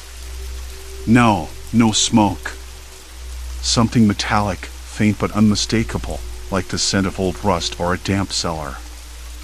I stepped forward, each footfall loud in the quiet. The branches swayed again, slow and deliberate, as if they were reaching not toward me, but toward the tent. I glanced back. The canvas bulged slightly, the wind was still not moving. It was a subtle, terrifying suggestion that someone or something had been inside, pressing against the fabric. That's when I noticed the footprints. Half hidden in the dirt, but definite. They circled the tent, small and close together. Human. Not animal. I followed them with my flashlight, heart thudding so loud it drowned out the silence. The prints led to the edge of the clearing and stopped abruptly at the base of a tree. Then I saw it. A scrap of fabric stuck to a low branch, torn and frayed. The color reminded me of the faded green on my own jacket. My breath hitched. I wasn't alone out here. And whoever had been here had been watching me for a while. Maybe longer than I realized. The realization hit me like a punch. This wasn't a random encounter. It was personal. Calculated. I backed away slowly, scanning the dark woods for any sign of movement. My head swiveled, flashlight swinging. Something shifted. Or did I imagine it? A flash of a figure, gone in an instant. My throat tightened. I tried to call out again, but my voice caught. Instead, I pulled out my phone, fingers fumbling on the cracked screen. No signal. Of course. I'd known that, but hope had made me check anyway. I was cut off. Cut off and exposed. I crawled back inside the tent, heart hammering, and zipped the flap shut. The fabric felt thinner now, like paper. I pressed my back against it, listening. The forest was still. The trees ceased their slow bending, as if waiting for me to make the next move. I pulled out the small notebook I'd brought, flipping through pages filled with maps and scribbled notes. I tried to focus, to think logically, but my hands trembled so badly the pen slipped from my fingers. I remembered the stories I'd heard about this place. Not about ghosts or strange creatures, but people. People who used the forest as a trap, who preyed on those foolish or unlucky enough to wander too far. Hunters of a different kind, silent, patient, methodical. Could it be them? The missing hikers? The ones who never came back. I pictured their pale faces, eyes empty as they'd been described. What if they weren't victims, but something else entirely, something waiting, watching, waiting for me to slip up? I had to get out. But the path was gone. My usual sense of direction was scrambled by the dark and the distorted shapes of the trees. The forest had turned against me. That was the truth. The trees weren't just bending, they were blocking every exit, hemming me in like a cage. I stepped out again, flashlight shaking in my grip. I called their names, the voices of my family, my friends, anyone who might answer back. Silence. My breath steamed in the cold air, fingers numb. Then I saw it, a faint glow through the trees, not far away. Artificial light. A lantern? A campfire? No, too steady. Like a lamp hung from a branch. I hesitated. Should I approach? I wanted to believe it was help. Mist hung low over the empty field, swallowing the edges of the world until nothing remained but silence. I took a step forward, then another. The silence was absolute, but the forest felt alive with intent. The branches seemed to lean closer, as if warning me to turn back. But I kept moving. As I drew nearer, the glow revealed more. A makeshift campsite, abandoned but fresh. A circle of stones with no fire, a scattering of food wrappers, and most unsettling, a series of crude markings etched into the bark of surrounding trees. Not symbols, exactly. Letters? Words? I couldn't tell, but they were deliberate, threatening in their precision. I crouched, fingers tracing the rough cuts. Then I heard it. A voice. Low, calm, almost indifferent. You shouldn't be here. I spun around. No one. Just shadows. The voice came again, closer this time, a whisper carried by the wind. It's too late to leave. My chest tightened. The forest was no longer just trees and silence. It was a trap, and I was the prey. I took a step back, heart pounding in my ears, but the trees seemed to close in behind me. The path was gone. The night was swallowing me whole. And whatever was out here wasn't going to let me walk away. That light hung there like a question mark in the dark, steady and stubborn.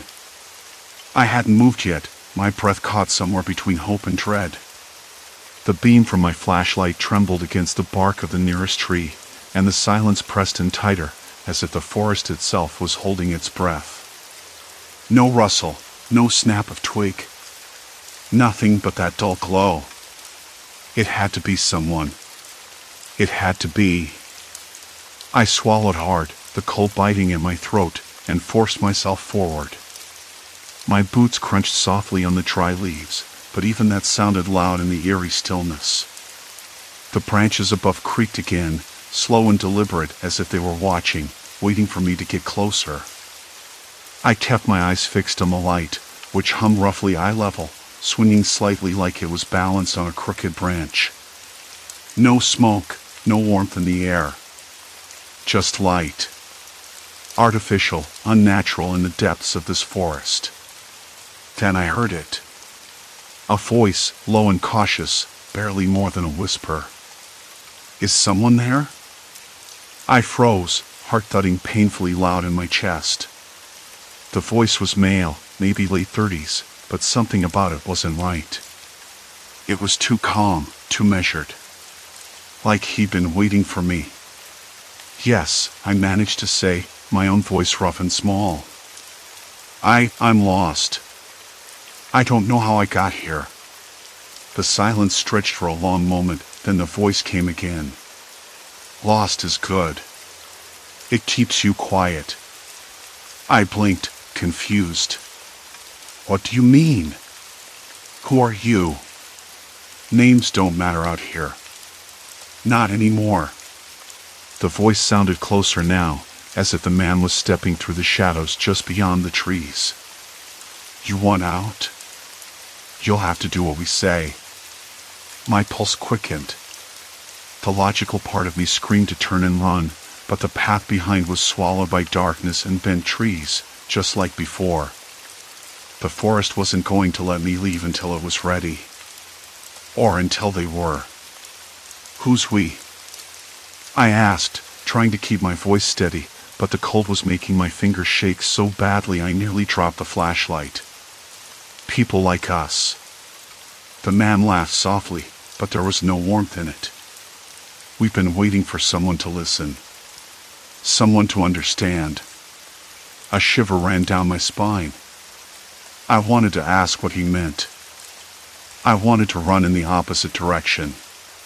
But instead, I stepped a little closer. Why are you doing this? Why trap people here? The voice hesitated, then answered with a strange kind of calm. Because the world outside forgot us. Left us to rot. We're not monsters. Just survivors. There was something in the way he said it, like a warning, or maybe a plea. I wanted to believe him. To believe there was some reason behind all this madness. Then I heard it again. A soft shuffle behind me.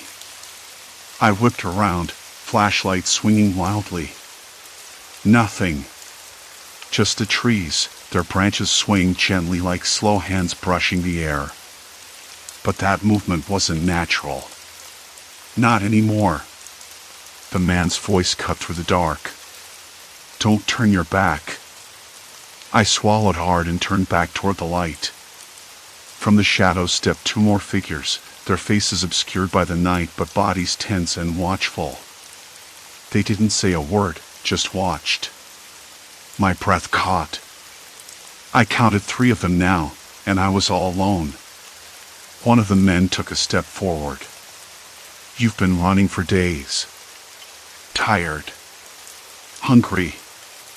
Scared. We can help with that. I blinked, confused by the offer. Help? How? We have food. Shelter.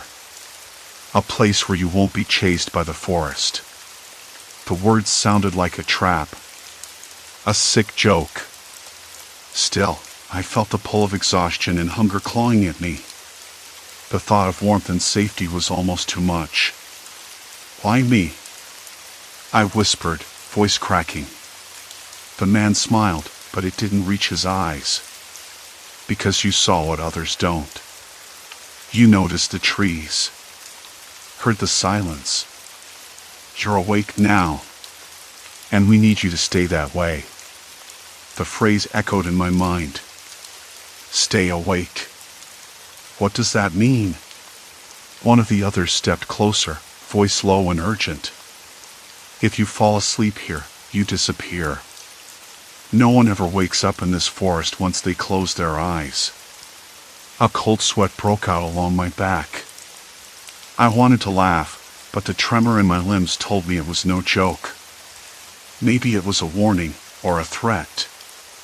I didn't know, and I didn't want to find out. Look, I said, voice shaking. I don't want trouble. I just want to get out. The first man tilted his head, studying me like a specimen. Getting out isn't the point. You're part of this now, whether you like it or not. I swallowed again, gripping the flashlight as if it could somehow protect me. I don't belong here. No one does, he said softly. But we make it work. We survive. I woke to an unnatural stillness, a silence so complete it felt almost physical, like a weight pressing down on my chest. No birdsong, no rustling of leaves, nothing, only the faint, distant hum of a stream somewhere beyond the trees. At first, I thought I might still be dreaming, but the cold air on my face and the rough canvas of the tent beneath my cheek said otherwise. I sat up slowly, ears straining for any sign of life, but the forest was mute. The trees outside my tent, those same towering sentinels I'd noticed bending toward me the night before, stood motionless now, their branches frozen in those strange, deliberate poses. It was as if they were watching, waiting. I rubbed my eyes, trying to shake off the creeping unease that had settled in overnight, but the silence only deepened. I pulled back the tent flap with a slow, cautious movement. The world outside was washed in the pale gray light of dawn, but it held none of the usual forest sounds. No birds fluttered overhead, no squirrels chattered or scampered across the leaf litter. Even the usual insects, the low hum of mosquitoes or the subtle skitter of ants, were absent. I walked out, my boots crunching loudly on the dry earth, the sound almost obscene in the quiet. The trees still leaned inward, their limbs curved like bony fingers reaching toward the spot where my tent had been pitched. It was disorienting. I kept expecting to see something, someone lurking just beyond the trunks. But nothing stirred. I remember thinking, this is impossible. No forest is silent like this. Something's wrong. I moved carefully, scanning the underbrush for any sign of disturbance. Then I saw it, footprints. Not animal tracks, but human footprints. Bare feet, pressed deep into the soft soil, circling the clearing where I'd camped. They weren't fresh, but they weren't old either. Maybe left overnight. My throat tightened. I told myself this was a place where people didn't come, but clearly, I'd been wrong. Someone had been here, close enough to watch me sleep. Watching me. The hairs on the back of my neck prickled. I swallowed, forcing my legs to move more quickly now. I needed to get back to the trailhead, to safety, but I couldn't shake the feeling that I was being followed. I glanced back over my shoulder, nothing. Just the bending trees, their branches still drooping toward the ground, as if bowed under some invisible weight. I thought about my phone, buried somewhere in my pack. I hadn't checked it in hours. I dug through the bag, fingers trembling, and finally pulled it out. No signal. Not surprising this far in, but the frustration clawed at me.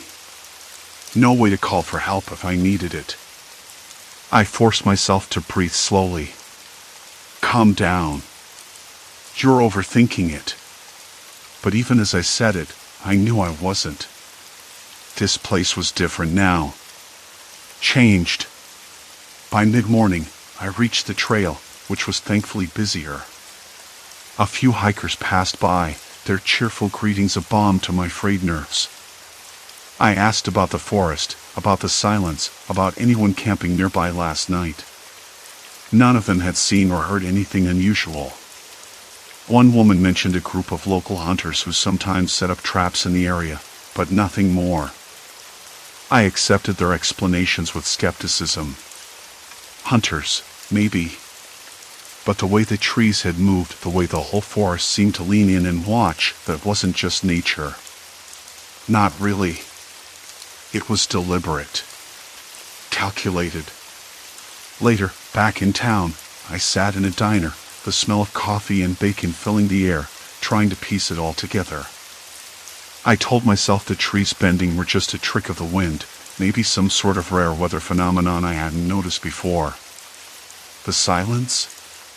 Could be the animals sensing human presence and retreating deeper into the woods. But the footprints, those were the hardest to explain away. Whoever had been there had left no other sign, no trash, no voices, no campfires. Just prints, as if they'd been stalking me, watching from the shadows. That night, I barely slept. Every creak, every wind gust outside my motel window made me jump. I kept imagining those slow, deliberate branches reaching out, beckoning me back. The next day, I reported the footprints to the park rangers. They took my account seriously, promising to investigate. A few days later, they found a series of hidden cameras near my campsite. Not wildlife cams, they were homemade, crudely assembled, and placed with obvious intent to surveil. It was unsettling. Someone had been watching me, studying me. I never found out who. No arrests, no explanations. Just the quiet knowledge that someone had been there, alone in the forest, bending nature to their will in the most subtle, unsettling way. I've avoided camping since. I'm not sure if it's the fear or the memory, but every time I close my eyes at night, I see those twisted branches, like long fingers reaching out just beyond the firelight. Still waiting. I don't pretend to understand what exactly I stumbled into out there, but it changed me. I'm more cautious now, more aware of the spaces I occupy, and who else might occupy them with me. Maybe that's the real horror, knowing that the forest isn't empty. That it's never really empty. That sometimes, the scariest things hide not in shadows or monsters, but in the quiet, watchful spaces between the trees, where you least expect them. I'm done looking back. For now, that's enough. Story 4, Shifting Forest, Reality's Distorted Trail. The first morning I woke up in the forest, it seemed perfectly ordinary. I unzipped the tent, stepped out, and stretched. The ground beneath my boots was soft with damp moss, slick in places where the morning dew hadn't yet evaporated. I had chosen this spot because it was near a small creek, a feature I'd marked on my physical map before the hike. I wasn't exactly a survival expert, but I'd done enough weekend trips to feel comfortable in the woods alone. The plan was simple. 3 days, no phone, no distractions, just me and the trees. I had wanted to escape the city's noise, the endless emails, the constant hum of people's expectations. The forest promised silence, a chance to reset. Except, when I looked downstream toward the creek, something felt off. The bend in the water that had curved sharply to the left yesterday now seemed straighter, almost unnaturally so. I knelt and ran my hand through the cold water, watching a cluster of leaves float past. They moved with the current, but the shape of the bank didn't match the contours I'd drawn on the map. I frowned, pulling it out of my jacket pocket. No signal. Not that I expected one, but still, a quick glance at the GPS app showed my location pinned somewhere else entirely. I laughed softly. Figures, I muttered. The forest always played tricks on navigation, Trees look the same when you're not paying close attention. I decided to hike upstream to confirm my bearings. The forest was thick here, pines and firs standing like silent sentinels, their trunks rough and patterned with patches of lichen. The scent was earthy and piney, the kind that clings to your clothes and hair. Birds darted overhead, their calls sharp and distant. I could taste the clean air, almost metallic from the humidity. As I moved, I noticed the narrow footpath I had followed the day before seemed less defined. Not overgrown exactly, but different. I stopped, trying to remember a particular cluster of ferns that marked a small clearing. It should have been just 5 minutes ahead. Instead, I found myself stepping into a tangle of brambles where none had been before. My hands brushed against the prickly branches, leaving small red scratches. I cursed under my breath and looked up, scanning the trees for the clearing. It wasn't there. "Okay," I said aloud, though no one was around to hear me. Maybe I took a wrong turn. I backtracked slowly, trying to be deliberate, but the path seemed to shift subtly with every step. The moss that had carpeted the ground yesterday was patchier, and the stones I'd used as markers were gone, replaced by a pile of sticks arranged in a way that felt deliberate but meaningless. By early afternoon, the unease started to settle in. I reached what I thought was the creek again, but the water was farther away than before. The bank was steeper, the underbrush thicker. I knelt and looked downstream. The bend was there, but the shape was subtly different, as if someone had reshaped the land overnight. I could almost hear the faint scrape of dirt, the soft shift of earth. I shook my head. "I'm tired," I told myself. "You're just..." A twig snapped behind me. I whipped around, heart thudding hard enough to drown out the birdsong. Nothing.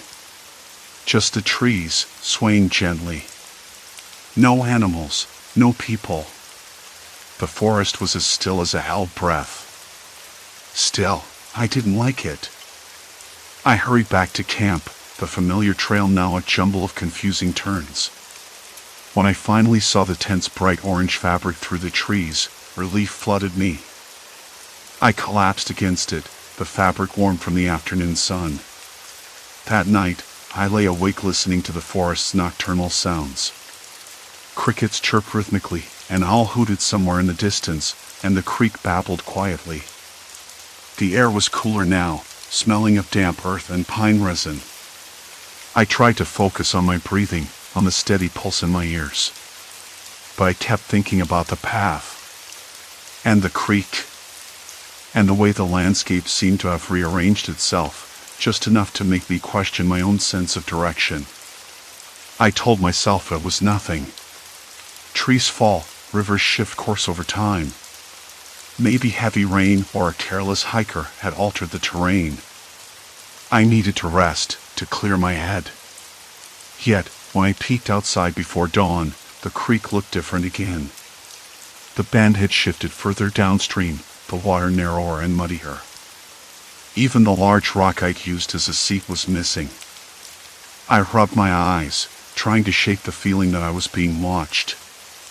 The forest was too quiet this morning. No birdsong, no rustling leaves. Just a heavy stillness pressing down.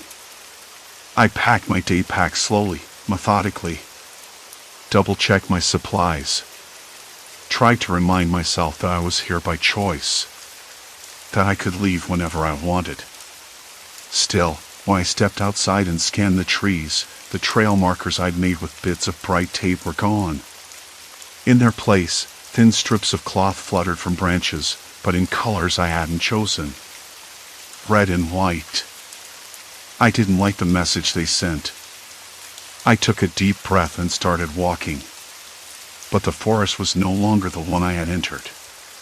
It was someone else's game now, and I had no idea how to win. The morning arrived slow and heavy, like the forest was holding its breath. I unzipped the tent flap cautiously and stepped outside. The creek was there, but wrong. The bend had shifted further downstream like a crooked smile, and the water was muddier, swirling in patterns that weren't there yesterday. The big rock where I'd rested was gone. Instead, the bank looked recently disturbed, the earth soft and damp, like someone had been digging or moving things around. My stomach twisted into a tight knot. I rubbed at my eyes, but the image didn't change. I was trapped in a forest that rewrote itself overnight. I grabbed my pack and started walking, fingers brushing over the red and white cloth strips hanging from branches. They fluttered weakly in the still air, their colors glaring against the gray-green backdrop. Whoever left them wanted me to see them. I didn't like what that meant. My own bright tape markers were nowhere to be found. The thought that someone had been here, after me, unsettled me more than the shifting creek. I pulled out my compass, but the needle wavered erratically, never settling. It was as if the magnetic field here was being tampered with. Maybe I was imagining things, but that didn't explain the way the terrain was changing underfoot. I decided to test my theory systematically. I spent the morning mapping the area with crude marks on tree trunks, scratches, not tape. I collected small stones and arranged them in patterns by the creek's edge, hoping they'd still be there later.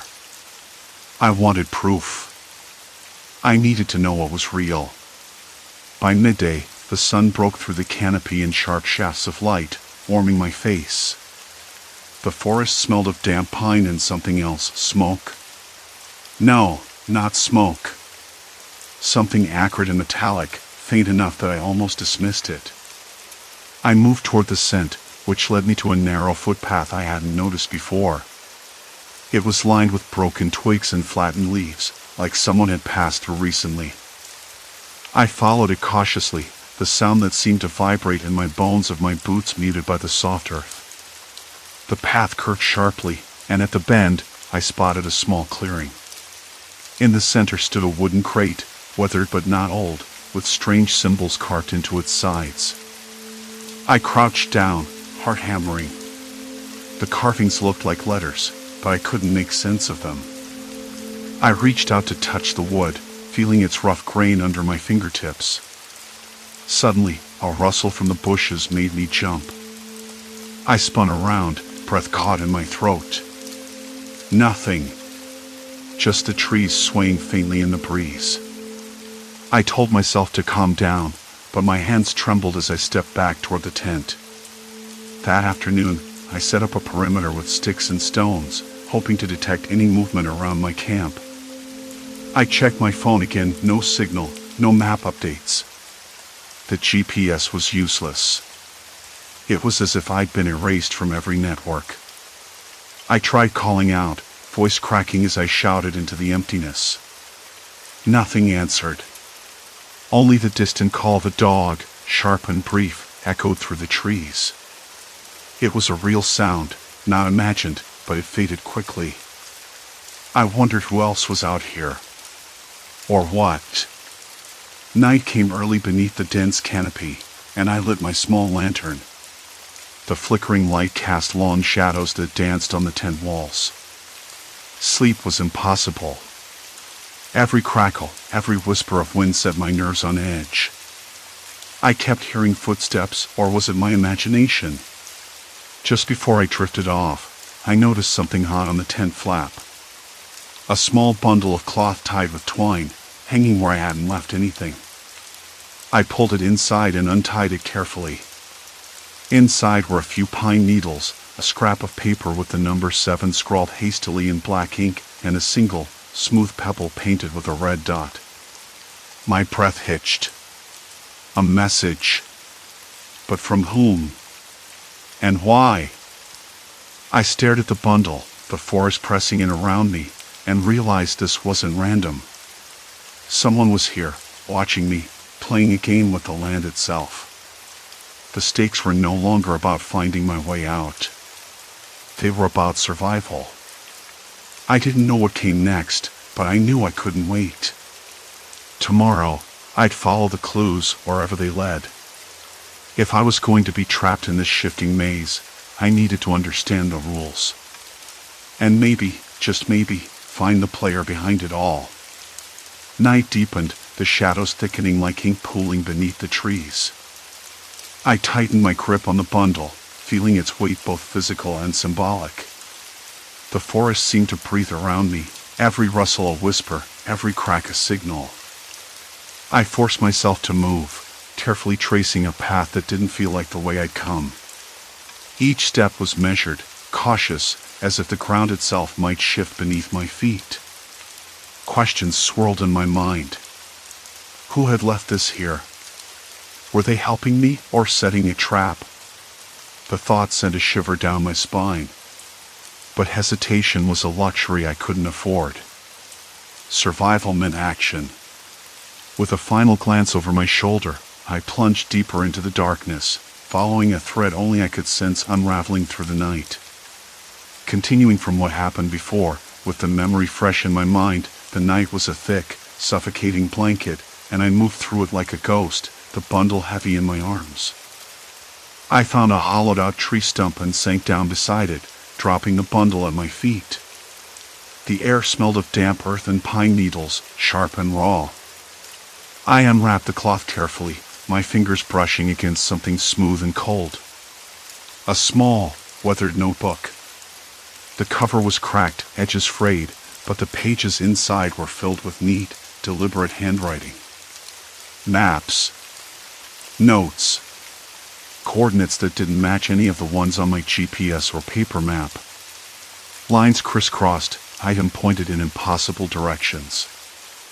I flipped through it, trying to make sense, but everything felt deliberately confusing.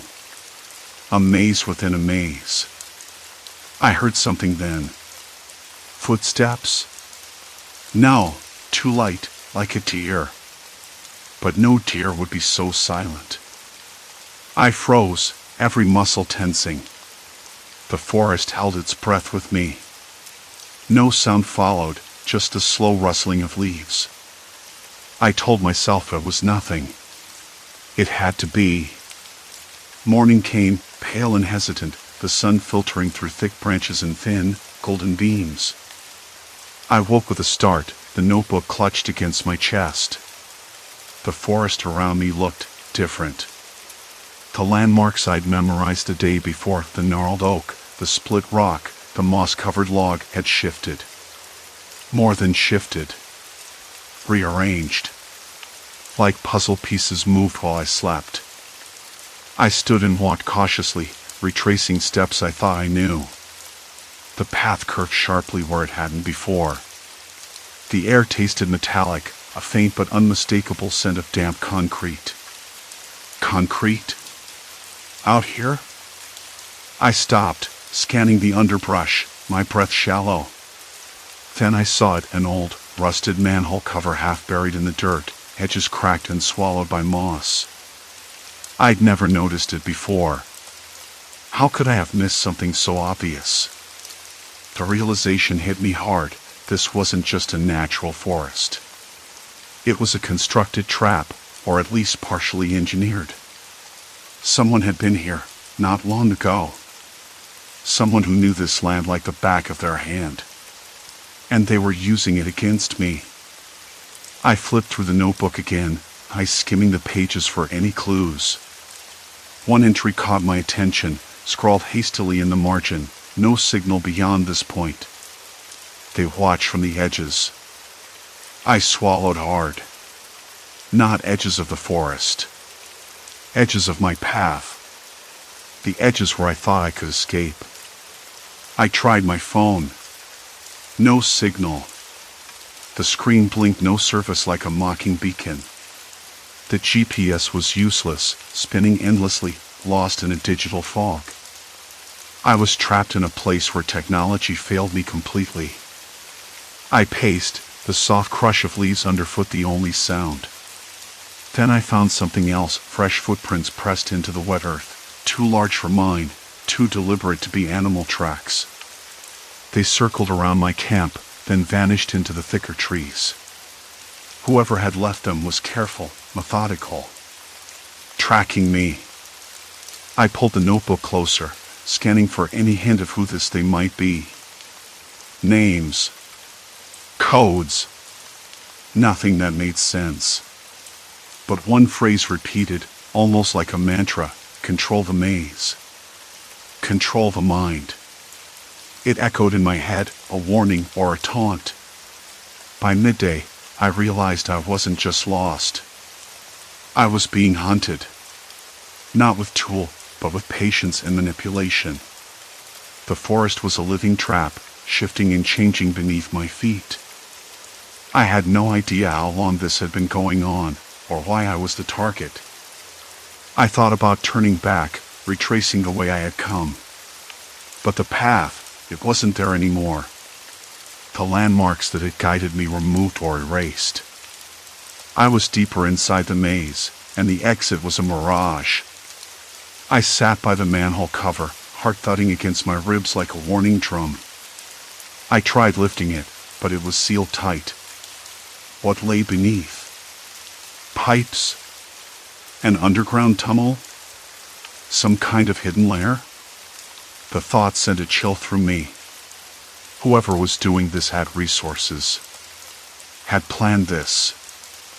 I realized then that I crossed a point of no return. There was no walking away from this without answers. And answers meant confronting whoever was behind the shifting forest. I whispered to the trees, half to myself, half to the unseen watcher. Why me? Why this? Silence. Complete silence. Night fell again, darker and colder than before, the forest no longer just a backdrop but an active participant in a game I didn't understand. I wrapped myself in my jacket, clutching the notebook like a lifeline. Tomorrow, I thought, I'd follow the footprints. I'd find the edges of the maze. I'd find them. But even as I said it, I doubted I could. The forest was alive now, and I was just a piece on its board. The pieces were moving, but was I the player or the pawn? A flicker of light caught my eye, a small, distant glow, shifting through the trees. A reflection? A flashlight? Or something else? I stood slowly, every muscle screaming in protest. The maze was no longer just a place, it was a state of mind. And I was running out of time. The light vanished before I could blink. I knew I shouldn't move, but I had to. Sitting still made me feel like prey, like I was waiting to be swallowed whole. Clutching the notebook against my chest, I forced myself to step forward, each footfall careful, deliberate, barely stirring the brittle leaf litter. The trees loomed, dark and strange, their shapes warped in the half-darkness. Every shadow seemed to twitch with intention. I told myself the light was just a flashlight, maybe someone else camping or hiking. But the forest had been empty, at least. That's what I told myself every time I heard a noise, every time the landmark shifted. Why here? I whispered to the night. The words felt foolish, but I needed to say something, anything, to keep the panic at bay. The air smelled damp, like wet earth and decaying leaves, but beneath it was something else, something metallic, faint but unmistakable. The scent pricked my nostrils, and I backed away a step. Then I heard it, a soft crunch, like deliberate footsteps on dry twigs. Slow, measured. Not far. Maybe just beyond the next ridge. My heart tried to leap out of my chest. I wanted to run, but my legs felt glued to the soil. I glanced at the notebook again, where I'd scrawled the strange movements of the trees and the footprints. They were fresh. Someone was out here, and they weren't just rearranging branches for fun. The forest wasn't just a maze anymore. It was a trap. I swallowed hard and started walking toward the sound that seemed to vibrate in my bones, trying to keep my voice steady. Hello? I'm not looking for trouble. My words felt absurd in the vast silence. No answer. Just the sharp crack of another twig breaking underfoot. I stopped, squinting into the darkness. The moon was hidden behind thick clouds, and the trees seemed to lean in, watching. I could hear my own breathing, ragged and shallow. The metallic smell was stronger now, like iron or something sharper. Then, from somewhere close, a voice soft, almost a whisper, but laced with something cold and deliberate. "You shouldn't be here." I spun around, heart hammering, eyes darting through the gloom. "Who's there?" "Show yourself." Silence. Then a slow, deliberate step forward. A figure emerged, barely visible, outlined by the faintest moonlight slicing through the branches. A man. Mid-30s maybe, dressed in worn outdoor gear, face half hidden by a hood. His eyes caught mine, sharp, assessing. "Why do you keep coming back?" His voice was low, almost tired, like this was a conversation he'd had too many times. "I'm not coming back. I'm lost."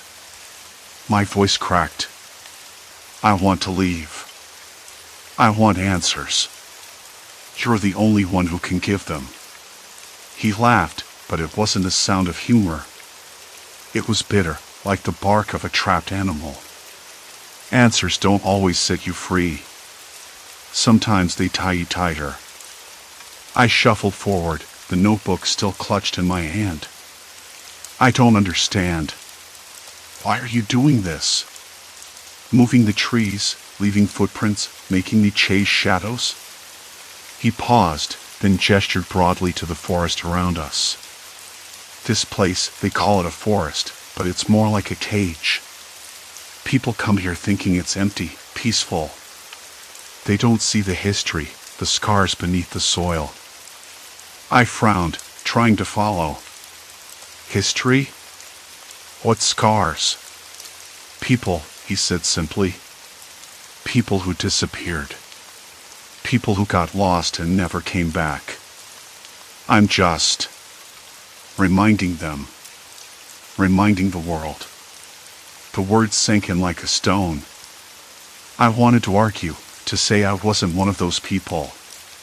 But the cold wind sliced through my jacket, and I realized he wasn't bluffing. "Why me?" The question escaped before I could stop it. He looked away, fingers twitching as if wrestling with some unseen weight. "Because you noticed. Because you didn't just wander blindly. You asked questions, dangerous questions."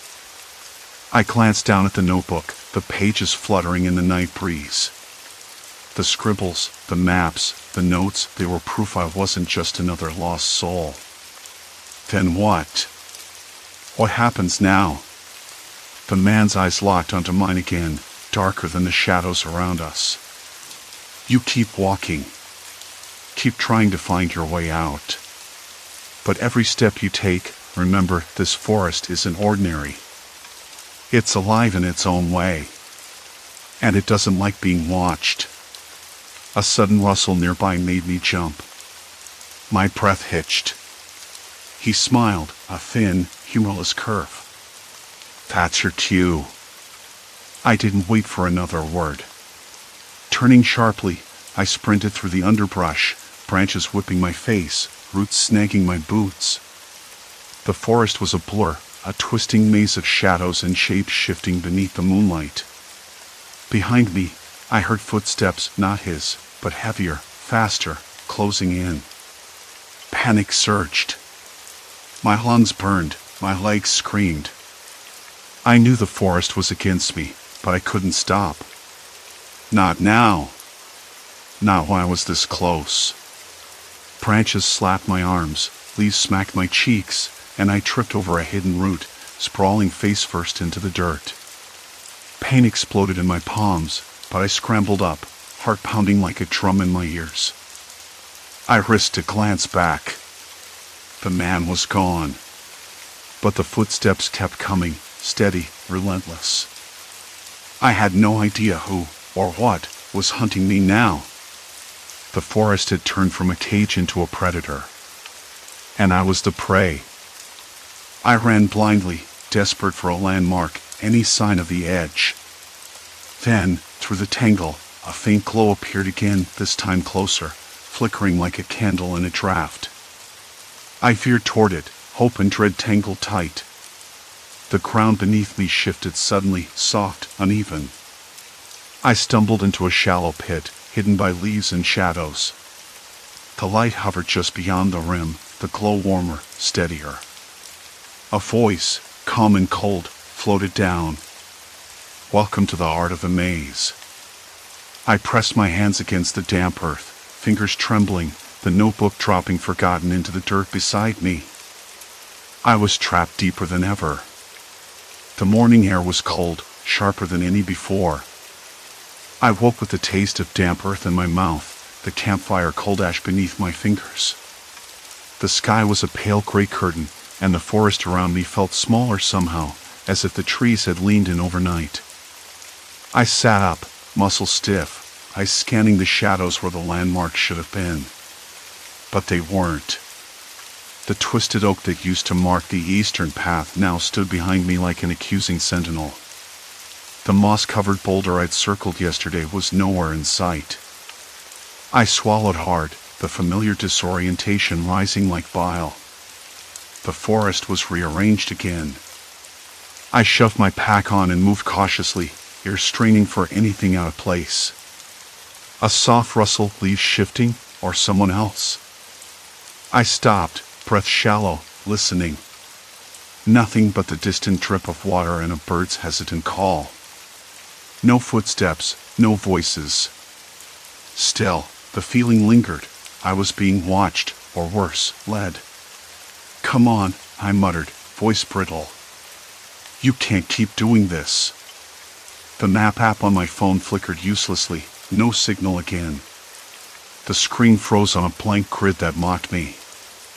I tried every direction, every trail, but the forest had become a labyrinth without walls, a shifting puzzle I couldn't solve. I thought about the man I glimpsed the day before, thin, pale, eyes too steady for comfort. He vanished when I looked again, like a ghost or a trick of light. No, not supernatural. Just human. Someone out here, pulling the strings. I forced my legs into motion, retracing my steps to the last known landmark, the crooked birch with its scarred bark. But it wasn't there. Instead, a narrow path opened, flanked by jagged rocks that hadn't been there before. I hesitated, then followed, the crunch of leaves beneath my boots loud in the stillness. The path wound tighter, the trees pressing close, branches scraping my jacket with a dry rasp. My skin prickled, a low hum of dread in my chest. The forest was no longer a place to explore, it had become a trap. After an hour of walking, the path ended abruptly at a clearing I didn't recognize. A small cabin, weathered and dark, sat crooked against the horizon. Smoke curled from its chimney, thin and gray. I froze, heart hammering. Someone lived here. Someone had been moving the forest, and now I was on their doorstep. I stepped forward cautiously, the scent of wood smoke mingling with damp pine. The door creaked open before I could knock. The man from before stood there, thin as a reed, eyes sharp yet oddly tired. "Didn't expect you to find it," he said, voice low but not unfriendly. "What is this place?" I asked, swallowing the lump in my throat. "A shelter. My shelter." His gaze flicked to the woods behind me. "You've been wandering in circles because I wanted to see you." "See me?" I echoed, disbelief curling in my stomach. He nodded slowly. "You're not the first to come here. People get lost in the forest, but most don't try so hard. I wanted to know why you were different." I stared. "Why? To trap me? To scare me?" No, his expression softened. "To understand. To protect." His words hung between us, fragile and strange. I wanted to shake him, demand answers, but something in his tired eyes stopped me. He gestured inside the cabin. "Sit. Let's talk." The cabin was cramped, the air thick with the smell of wood smoke and old books. A small stove hissed quietly in the corner. I sank onto a rickety chair, the wood rough beneath my fingers. He sat opposite me, hands folded. Years ago, someone else came here, lost like you. But they didn't survive. The forest is dangerous, not because of animals or weather, but because people can be cruel, careless. I've been trying to keep it safe, in my own way. I wanted to believe him, but the manipulation, the fear, it was too much. Why me? Why trap me like that? He sighed. Because you didn't give up. You looked. You noticed the details. That means something. Maybe you belong here. I shook my head. I don't belong anywhere like this. The words tasted bitter. I came for peace, not this. He nodded, almost sadly. Peace is hard to find. Even harder to keep. But you made it through the maze I built. That's something. I looked out the cabin window, at the forest that had both imprisoned and revealed me. The shifting trees, the missing landmarks, it had all been a test, or a warning, or maybe just a way to reach out. I wasn't sure anymore. You can leave, he said quietly. The paths will stay true now. I won't interfere. Relief surged, but it was tangled with anger and exhaustion. Why help me at all? Because someone has to. He stood, moving to the stove to pour 2 cups of bitter tea. And because sometimes the forest chooses who it watches. I took the cup with trembling hands, the warmth seeping into my palms. The tea was sharp, smoky, grounding. We sat in silence, the forest breathing just beyond the thin walls. The man's presence was unsettling but no longer threatening, just a reminder that people could be both protectors and prisoners here. As the afternoon light waned, the forest outside seemed less hostile, less alien. The shifting landmarks became stories, memories, warnings I'd carry with me. When I finally stepped back onto the trail, the path was steady beneath my boots. The forest wasn't a maze anymore, it was just a forest. Quiet, indifferent, real. I didn't look back. The sky stretched wide and open, the air crisp with the promise of escape. My hands stopped trembling. My breath found rhythm. I was leaving, but I was different. Wiser, wary, and somehow more alive. And the forest would remember me, as I would remember it, an echo of fear and strength, forever intertwined. Story 5, Digital Sabotage, Malicious Workplace Undermining. The morning started like any other, gray light leaking through the blinds, the distant hum of traffic already waking the neighborhood. My first task was to review the latest updates on the Meridian project, the one I'd been spearheading for months. I kept meticulous notes, version controls, and backup files stored in 3 different places because experience taught me that data vanished when you least expected it. But this morning, the folder was empty. Blank. The file I'd been working on last night had disappeared. I stared at the screen, blinking hard. Maybe I'd opened the wrong directory. No! I checked my backup drives. Nothing. Not even a trace. The files I'd been obsessively organizing since January were gone. My throat tightened as I clicked through every folder, every subdirectory. It was as if the project had been wiped clean. I leaned back, the chair creaking beneath me, and rubbed my eyes. That's when a ping from my inbox pulled me back.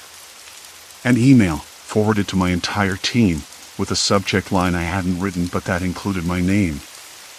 I opened it carefully, and my stomach dropped. The message was a distorted version of something I'd drafted weeks ago, phrases rearranged, sentences twisted to sound dismissive, even cruel. It was a mockery of my own words. The tone was off, deliberately harsh. I tapped my fingers on the desk, heart picking up speed. Who would do this? And why? We worked closely, but we weren't exactly friends. Competition simmered beneath the surface, subtle and quiet. But this felt different. Personal. The office was unusually silent except for the low clatter of keyboards and the occasional murmur from the far side of the room. The flickering fluorescent light overhead made the edges of my vision dance. The air was cooler than usual, and I wrapped my sweater tighter around my wrists, almost like I was bracing against an unseen chill. I tried to brush it off. Maybe a glitch. A prank. But the sinking feeling deepened when I noticed my calendar invite for a client meeting had been deleted. Not just by accident, someone had actively removed it. The meeting was scheduled for tomorrow. Important, unavoidable. The kind of thing that could unravel weeks of careful preparation if missed. I stared at my phone, debating whether to call IT or just let it go. The problem was, I wasn't sure I could trust anyone here. The line between helpful colleague and competitor was thinner than I thought. My mind raced through faces, voices, casual comments from the last few weeks. That smirk from Tanya during the last meeting, the way Mark lingered a little too long by my desk, pretending to ask about the project but really just watching. I shook my head. Paranoia? Maybe. But the files. The emails. The meeting invite. It felt deliberate. A soft knock at my office door pulled me from the spiral. It was Rachel, from HR. She had that overly bright smile that never reached her eyes. "Morning," she said, stepping in without waiting for an invitation. "Got a minute?" I nodded, gesturing to the chair opposite me. She sat down, smoothing her skirt and glancing at my screen. "I've been meaning to check in. Heard there were some issues with your project files?" "I'm not sure what happened," I admitted, trying to keep my voice steady. "They just disappeared. And then there was that email," I trailed off, not wanting to sound hysterical. Rachel leaned forward, voice dropping to a conspiratorial whisper. "You know how things get around here. People want to get ahead. Sometimes that means pressing a few buttons in the right places." Her words weren't a warning. They were a confirmation. I swallowed hard, the weight of it pressing down on my chest. This wasn't just a rivalry. It was a campaign. Against me. The office clock ticked loudly, each second dragging like a slow drip of cold water. I could feel eyes on me, though no one was actually looking. Maybe it was just my imagination. I rubbed the rough plaster of the wall beside my desk, the texture grounding me, reminding me I was still here, still real. But who was I now? The files were gone. The emails twisted. My calendar emptied. I wasn't just competing anymore. I was being erased. Piece by piece. Outside, a dog barked in the distance. The sound was sharp, sudden, breaking the quiet. I closed my eyes and let the tension roll through me like a wave, then resolved to find out exactly who was behind it.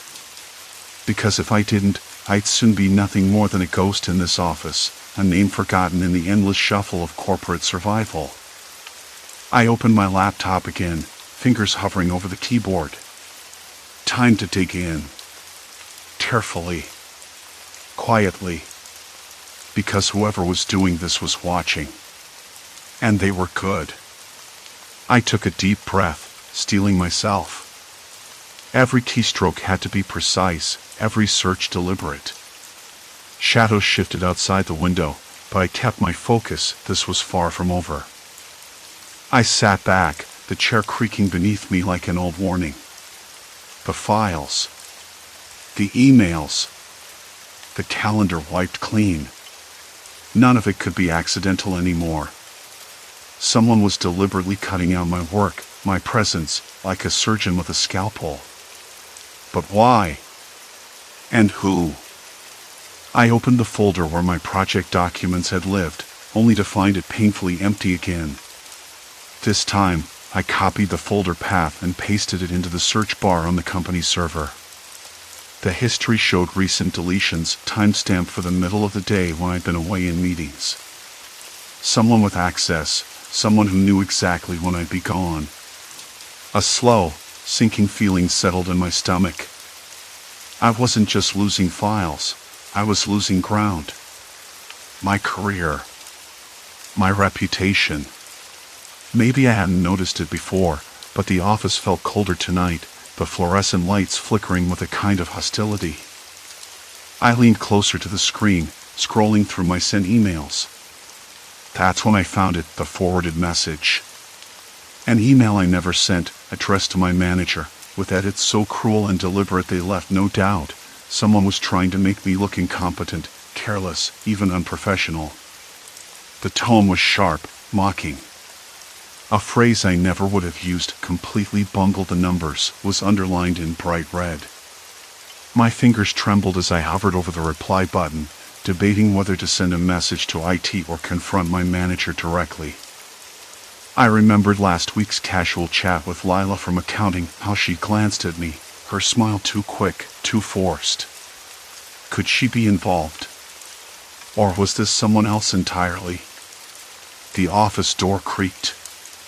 A janitor, his cart squeaking as he passed down the hall, breaking the silence. I glanced up. No one else was here. The sound of his mop sloshing against the tile floor echoed faintly, then faded. I returned to my screen. If I was going to fight back, I needed proof. Hard evidence that this wasn't just a glitch or a misunderstanding. I opened the security camera feed on my laptop, usually restricted, but a bug last week had given me temporary access. The footage from earlier that afternoon showed Karen, from marketing, lingering near my desk for a suspiciously long time. She glanced around nervously before opening my laptop and pulling out a USB drive. Her expression was sharp, almost triumphant. I pressed pause and stared at the frozen frame, the harsh overhead light throwing shadows across her face. Karen hadn't been on my radar before. But now, she was a suspect I couldn't ignore. I leaned back, the chair creaking again, and ran a hand through my hair. The air felt stale, thick with tension. The hum of the computers was louder now, like a low, constant buzz in my ears. I could almost hear the office whispering secrets, the walls closing in. I decided to check my backups, the cloud storage where I diligently saved every version of my files for the past 6 months. The last backup was a week old. Worse, some files were corrupted, inaccessible. Sabotage, no doubt. Whoever this was didn't just want to erase my work, they wanted to erase my history. Suddenly, my phone buzzed. A message from an unknown number. Stop digging. It's better for everyone. I stared at the screen, my breath caught somewhere between anger and disbelief. The message reeked of threat, but in the most clinical way possible. No shouting, no demands, just cold warning. The silence after the buzz was almost louder than the message itself. I wanted to reply, to ask who they were, why me, but my fingers froze. What if it made things worse? What if this was just the beginning? I shut the laptop lid and stood, the floor cold beneath my feet. The office smelled different now, less like burnt coffee, more like stale fear. A faint draft brushed the back of my neck, and I spun around, half expecting to see someone watching. Nothing. Only the flickering light above, its irregular pulse casting long, uncertain shadows. I knew I couldn't trust anyone here. Not really. But I had to find allies. Someone who wasn't part of this silent war. I thought of Jonah, the sysadmin with the quiet laugh and the habit of humming while he worked. He was an outsider, like me in some ways. Maybe he noticed things others didn't. I glanced at the clock. Nearly midnight. The building was supposed to be empty, but if I was going to expose this, I needed help and fast. I grabbed my coat and headed for the stairs, the echo of my footsteps bouncing off the cold walls. The elevator was out of service. I wasn't surprised. It had been acting up all week, just like everything else. As I descended, the smell of mildew and cleaning chemicals grew stronger, mixing with the faint scent of something metallic again. My skin prickled. Near the stairwell landing, I heard a soft tapping. Not random, deliberate. Someone else was here. I held my breath, listening. The sound stopped. "Jonah?"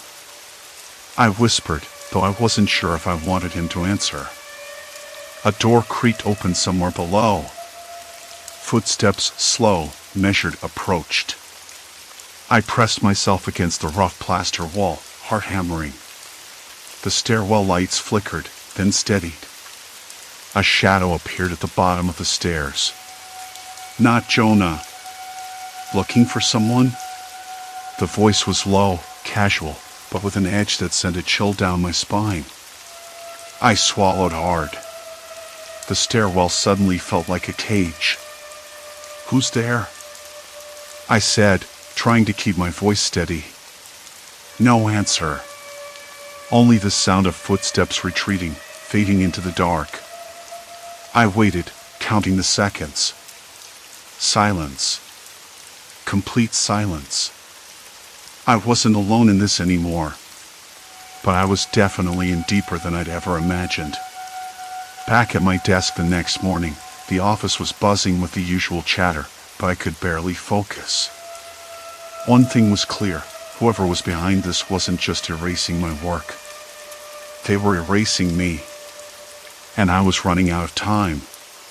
Back at my desk the next morning, the usual hum of keyboards and low murmurs felt like background noise I couldn't quite tune into.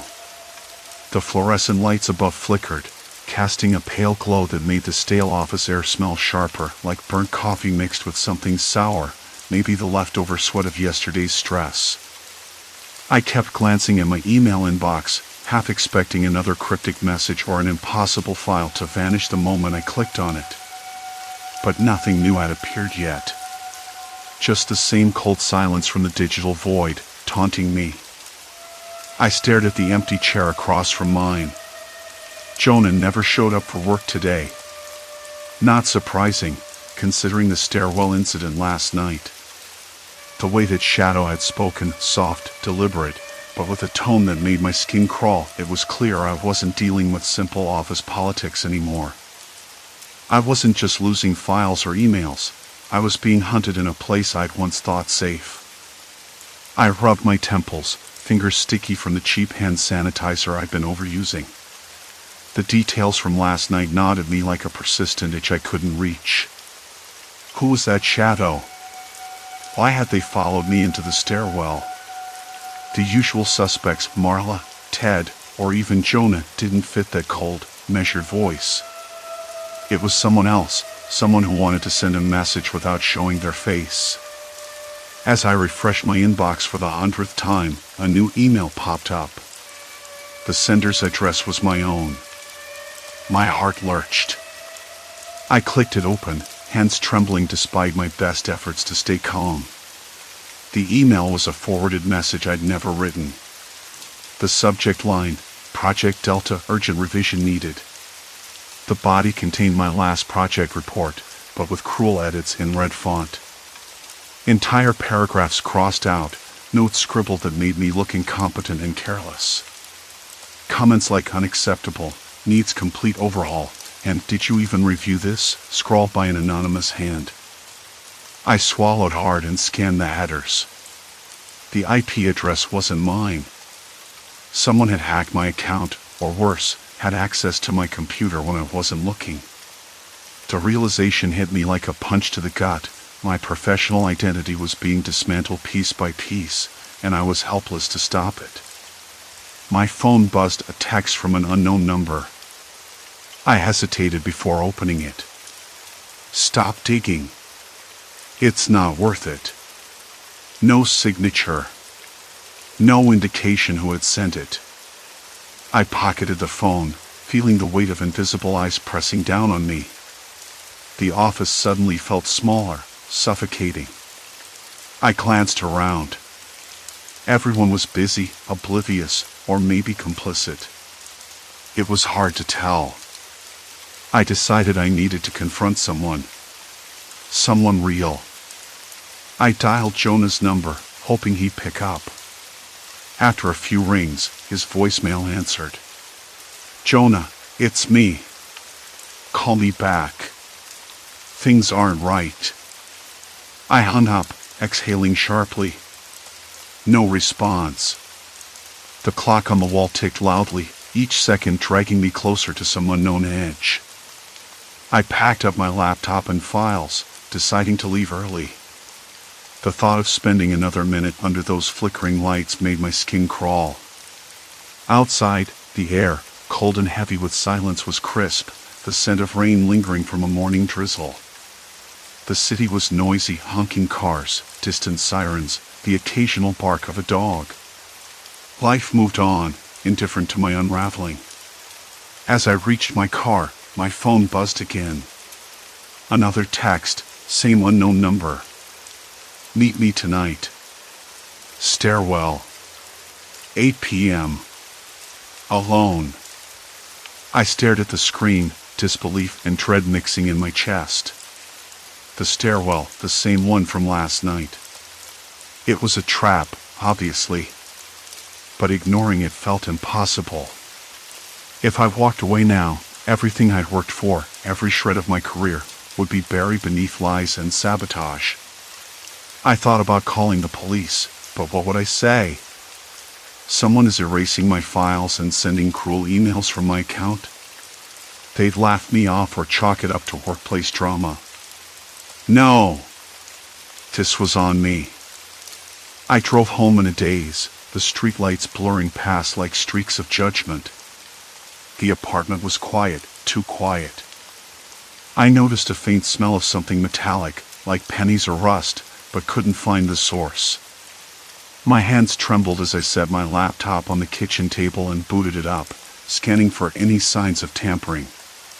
There it was again, a folder labeled "Not for you." I hadn't created it. Inside were screenshots of my emails, my calendar, my chat logs, every private detail laid bare. And at the bottom, a single line of text file, "You can't hide." I sat back, the chair creaking beneath me. The room felt colder, the shadows longer. The sense of being watched, of being exposed, was overwhelming. I looked at the clock. Almost 7:30 p.m.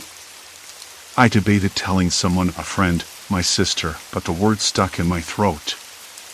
If whoever was doing this wanted me to be alone, to feel isolated and paranoid, they were succeeding. The stairwell at the office was a narrow, concrete tomb.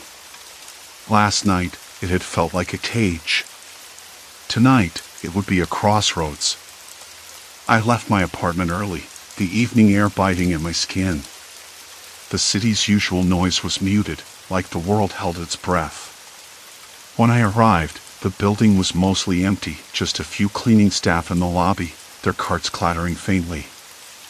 I slipped inside, heart pounding. The stairwell door was unlocked, swinging slightly as if inviting me in. I hesitated, fingers brushing the cold metal railing. The faint smell of damp concrete mixed with something else, old paper, maybe? Or burnt toast. My mind was racing. I climbed the stairs slowly, each step echoing. Halfway up, a scrap of paper fluttered to the ground. I picked it up. A handwritten note, "You're too late." I looked up. Shadows gathered in the corners of the room, swallowing the last remnants of the fading daylight. Then, a voice whispered from the darkness above. "Welcome back." I swallowed hard, my throat dry. There was no turning back now. I looked up. The stairwell stretched above me, a tunnel of shadows and concrete that seemed to swallow the dim light from the single flickering bulb overhead. The note, "You're too late," was crumpled in my hand, its edges damp and rough against my skin. There was no echo of footsteps, no sudden movement. Just silence. Complete silence. The kind that presses down on your chest and makes breathing a conscious effort. I swallowed hard, trying to steady the tremble in my fingers. The stairwell felt colder than before, the stale scent of damp plaster mixing with something sharper, metallic, like old pennies or dried blood. I wasn't sure. The muscles in my neck tightened as I debated what to do next. Go up. Go back down? To the lobby, the street, anywhere but here? But I couldn't leave it. Not this time.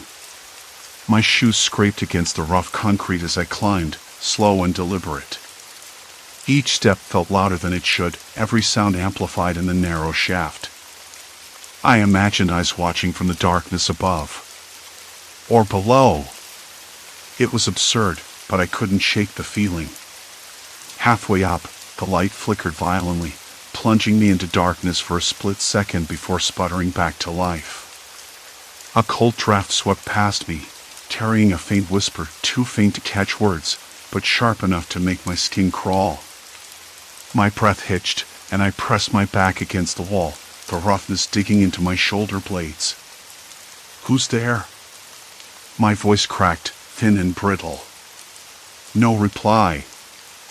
I forced myself to continue. Every step was a question. Every shadow a threat. At the landing, the door to the next floor stood ajar, a sliver of yellow hallway light leaking through the gap.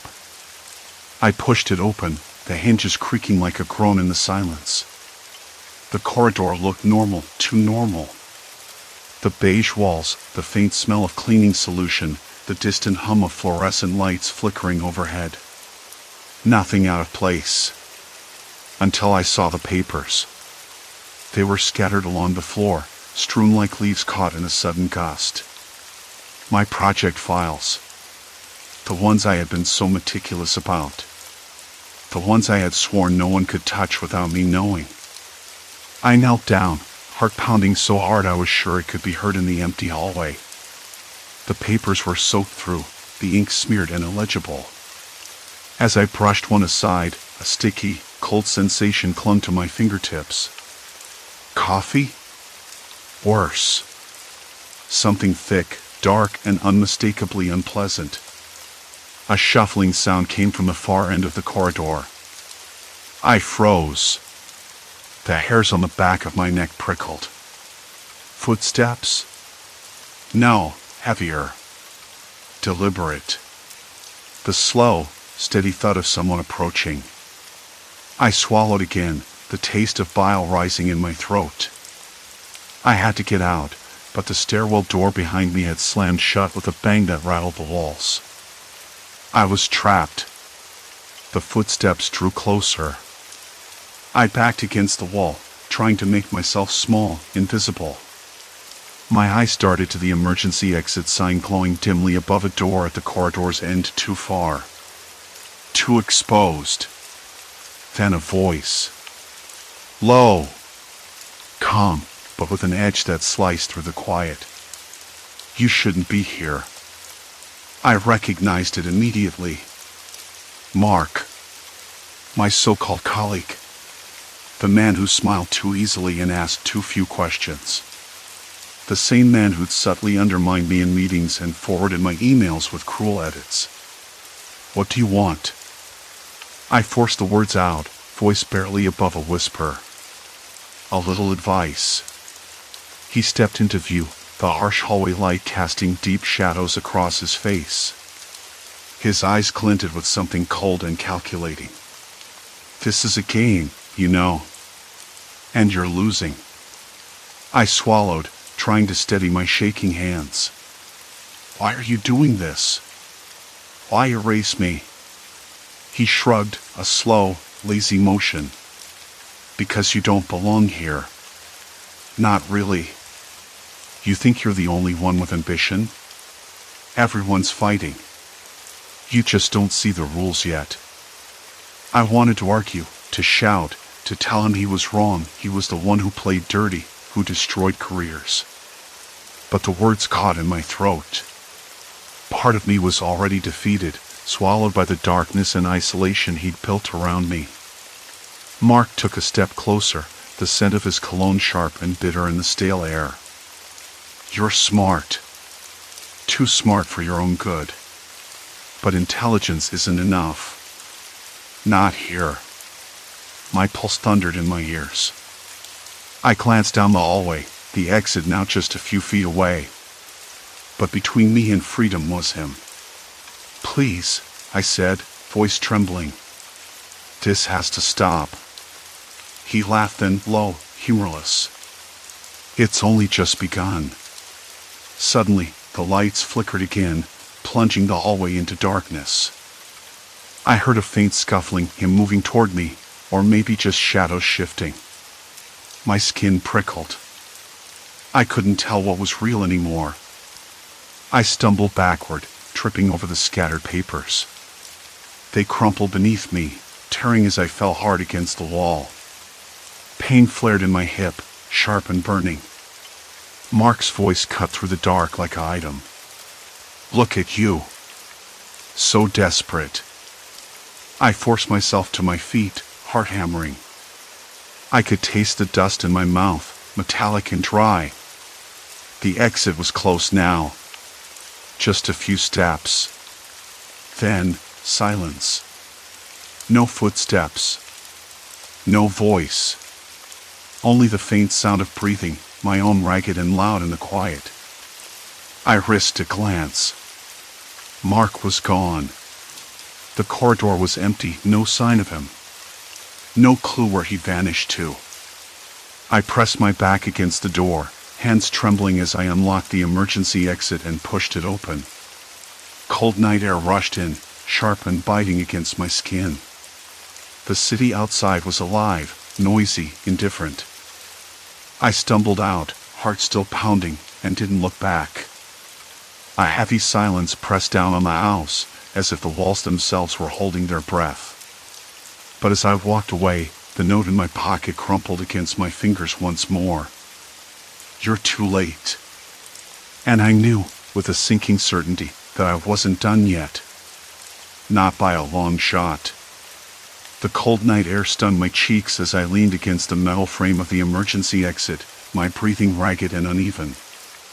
I could still taste the dry dust, metallic and bitter, lingering at the back of my throat. The city hummed beyond the door, cars, distant sirens, the occasional bark from a dog somewhere down the block. Life went on, utterly indifferent to the chaos I'd just escaped. Mark had vanished. Just like that. No footsteps retreating, no whispered threats, no sign of where he disappeared to. It was as though the shadows themselves had swallowed him whole.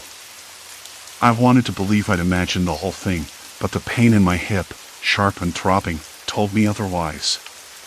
So did the crumpled papers scattered at my feet, my files, my work, torn and useless. I slid down the door frame, the cold metal biting through my thin jacket, and let my head fall back against the wall.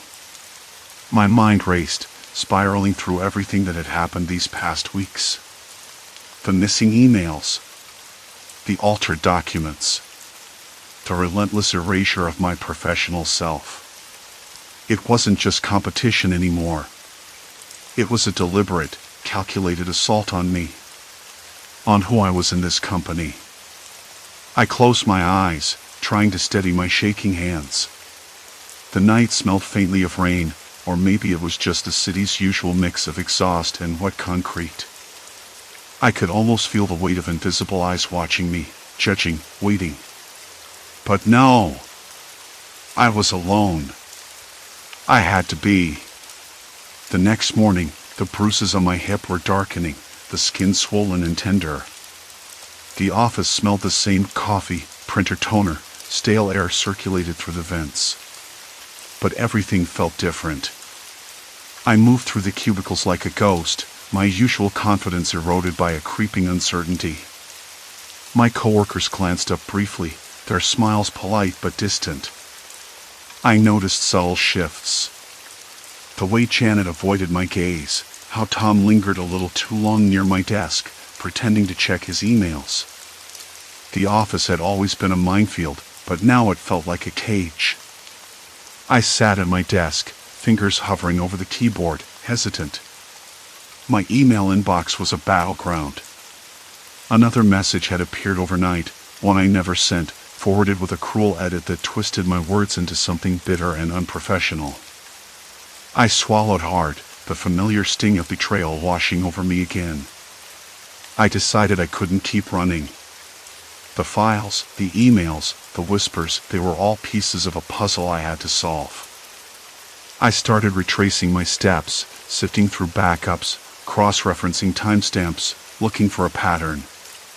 It was tedious, frustrating work, but necessary. Every small discovery was a lifeline. A breakthrough came mid-afternoon. Hidden in the metadata of one of the corrupted files was an IP address. Not one I recognized from my own devices or home network. Someone had accessed my work remotely. Someone with enough knowledge to manipulate the system without leaving obvious traces. I felt a cold wave of realization. This wasn't just about office politics or jealousy. It was premeditated, technical sabotage. And that meant Mark wasn't acting alone. I shared my findings with HR, though I knew their support was often superficial. They promised to investigate, their voices clipped and rehearsed. I watched them nod, their expressions polite but unreadable. I didn't expect justice overnight, but it was a start. That evening, I sat alone in my apartment, the city lights flickering through the blinds. I let the silence settle, letting the tension in my body ease just a fraction. My laptop lay open, the screen casting a pale glow on my face. I wasn't sure if I was more exhausted by the fight or by the loneliness that came with it. I thought about how much I had changed. The eager, bright-eyed professional who'd started this job seemed like a distant memory. I'd learned to distrust smiles, to question every shadow, every whisper. But I'd also found a resilience I hadn't known I possessed. I wasn't invisible. I wasn't disposable. Days turned into weeks. The company conducted its investigation, quiet and thorough. Some of my files were restored, though not all.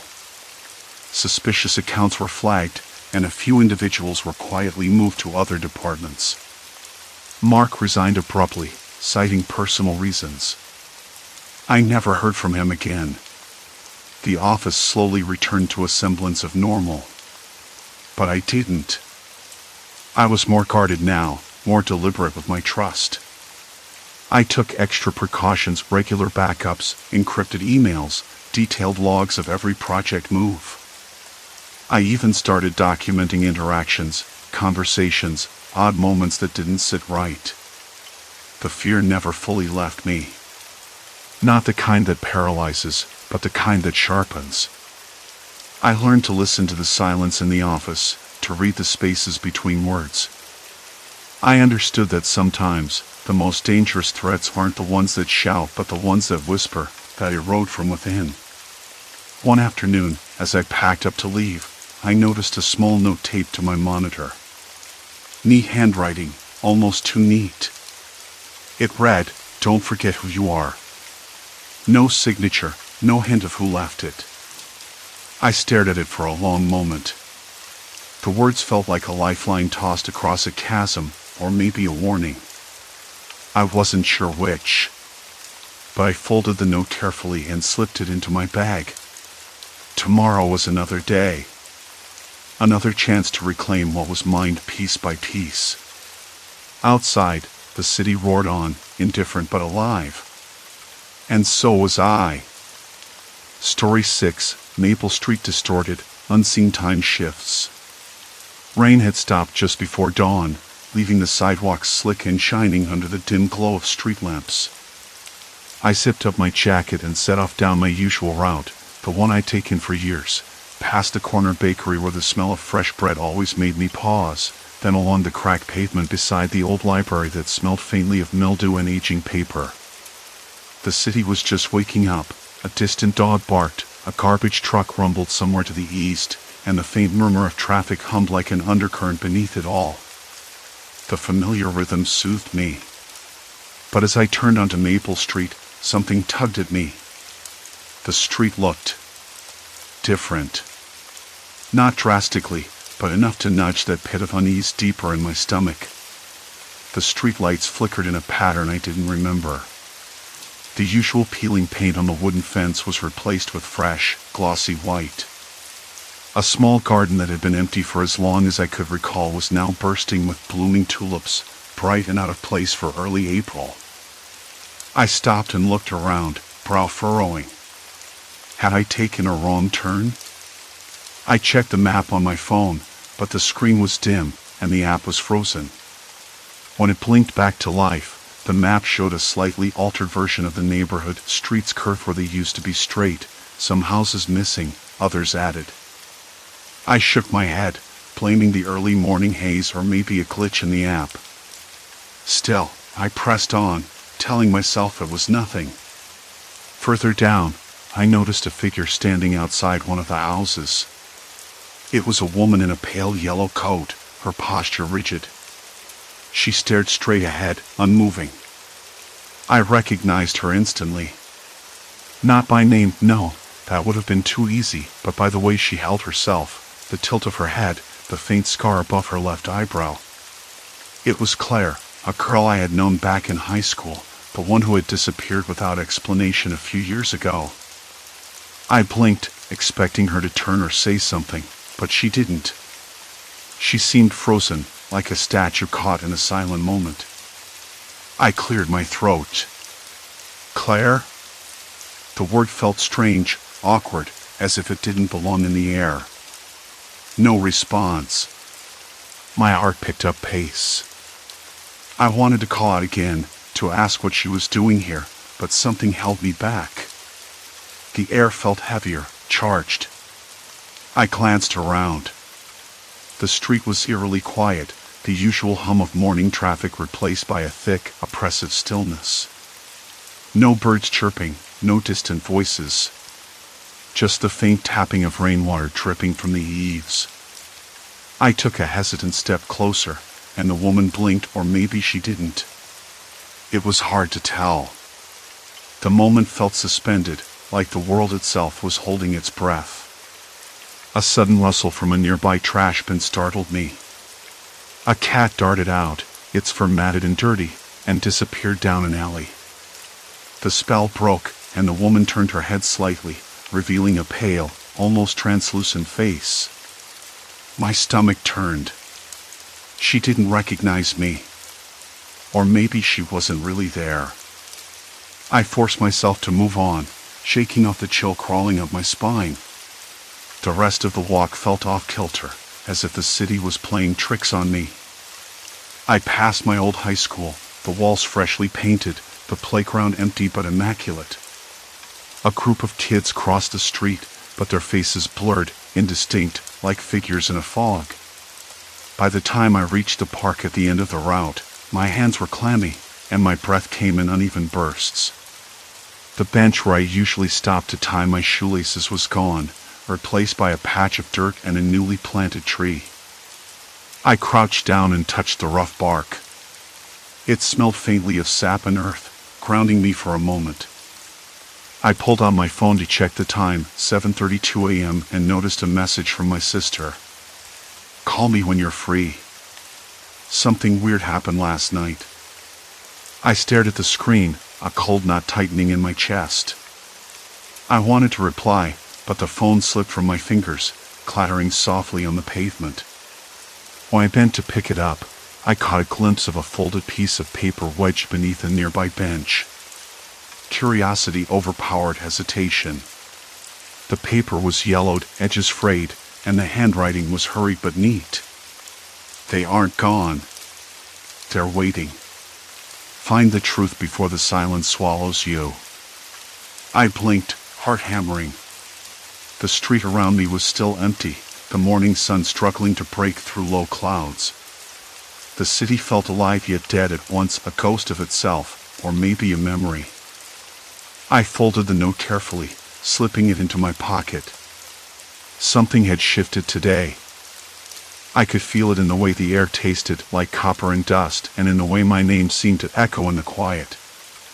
I wasn't sure what was happening, but I knew I couldn't ignore it. Not if I wanted to keep walking these streets without fading away myself. A faint hum stirred beneath the silence, drawing me toward the heart of the city's secret. The note burned a hole in my pocket as I wandered back toward the bench, as if the paper itself wanted me to remember. I needed to know what waiting meant, and who had written the note. The words felt urgent, like a whispered warning in a crowded room. Find the truth before the silence swallows you. That line kept looping in my mind, pounding louder with every step. I was standing at the edge of the square where the old grocery store used to be. The storefront was boarded up now, the faded sign hanging crookedly, peeling paint flaking like dry skin. It was the kind of place kids used to pass by without a second thought, but I remembered it differently, a hub of neighborhood chatter, the smell of fresh bread mingling with the damp air. The smell was gone now, replaced by something sour and metallic, like rust and old sweat. I pulled my phone out again, flipping through the photos I'd taken the day before. Faces frozen in time. People I recognized, caught just before they vanished, like snapshots of a world paused. I tapped on one, the image grainy and a little blurry. That woman, Mrs. Halpern, standing outside her porch with her shopping bags, frozen mid-step, her mouth slightly open as if she'd just called someone's name. The thought of her stuck there, caught between moments, made my stomach twist. I had to find out what connected them. What made these streets shift, these people disappear. The day dragged on, but I couldn't shake the feeling that someone was watching me. Not a person, exactly. More like the neighborhood itself was holding its breath, waiting. When I passed the corner where that little park used to be, I caught sight of a man sitting on a bench. He was perfectly still, head tilted down, hands folded on his lap. I stopped, heart skipping. His clothes looked old-fashioned, out of place, like he'd stepped out of a different decade. He didn't move as I approached, didn't acknowledge me. The air around him felt heavy, thick with something I couldn't name. Expectation? Warning? I cleared my throat. Are you okay? The words sounded weak, unsure. No answer. Just the faint hum again, low and steady, vibrating through the soles of my shoes. The man's head lifted slowly, and I caught a glimpse of his eyes empty, like the eyes of someone who'd forgotten how to blink. I blinked myself, and when I looked back, he was gone. That was when the knot in my chest tightened, and I knew this wasn't some random glitch or coincidence. There was a pattern. A message hidden in the shifting streets. Something I was meant to uncover. I spent the afternoon at the town library, digging through old newspapers and public records. The musty scent of aging paper filled the air, cold and heavy with silence, mingling with the faint tang of coffee from the cafe next door. I learned that several people had vanished without explanation years ago, Mrs. Halpern among them, along with a handful of others whose names now felt like ghosts. The articles were short, clinical, almost dismissive, but the missing persons reports told a different story. Families left with unanswered questions, communities fractured by silence. One name stood out, Daniel Harper. A teenager who disappeared in the same neighborhood 5 years ago. His case had gone cold quickly, but the details were strange. Witnesses last saw him arguing with someone on the street, someone no one ever identified. The police found his backpack near the river, but no sign of him. As I traced these threads, the sun dipped behind gray clouds, casting long shadows across the city. The streets I'd walked so many times felt unfamiliar, alien. I returned to the bench where I'd found the note, hoping for another clue. Instead, I found a small, folded photograph tucked beneath the wooden slat. I hesitated, fingers brushing the paper. The picture was black and white, grainy like the old newsprint in the library. It showed a group of people standing outside a rundown building, the same grocery store, back when it was still open. Among them was Daniel Harper, looking younger and alive, smiling awkwardly at the camera. Written on the back in the same hurried handwriting as the note were two words: "Look closer." I stuffed the photo into my pocket and glanced around. The street was empty except for a woman across the road, standing still with her face turned away. Her hair was tangled, and her posture rigid, as if she was listening for something. I thought about calling out, but the sound stuck in my throat. Instead, I watched her, heart pounding erratically. She suddenly turned, and for a moment, our eyes met. Cold. Distant. And then, just like that, she was gone. The city felt like a trap. A puzzle with missing pieces and no clear picture. I was beginning to understand that the silence wasn't just absence, it was a warning. A barrier.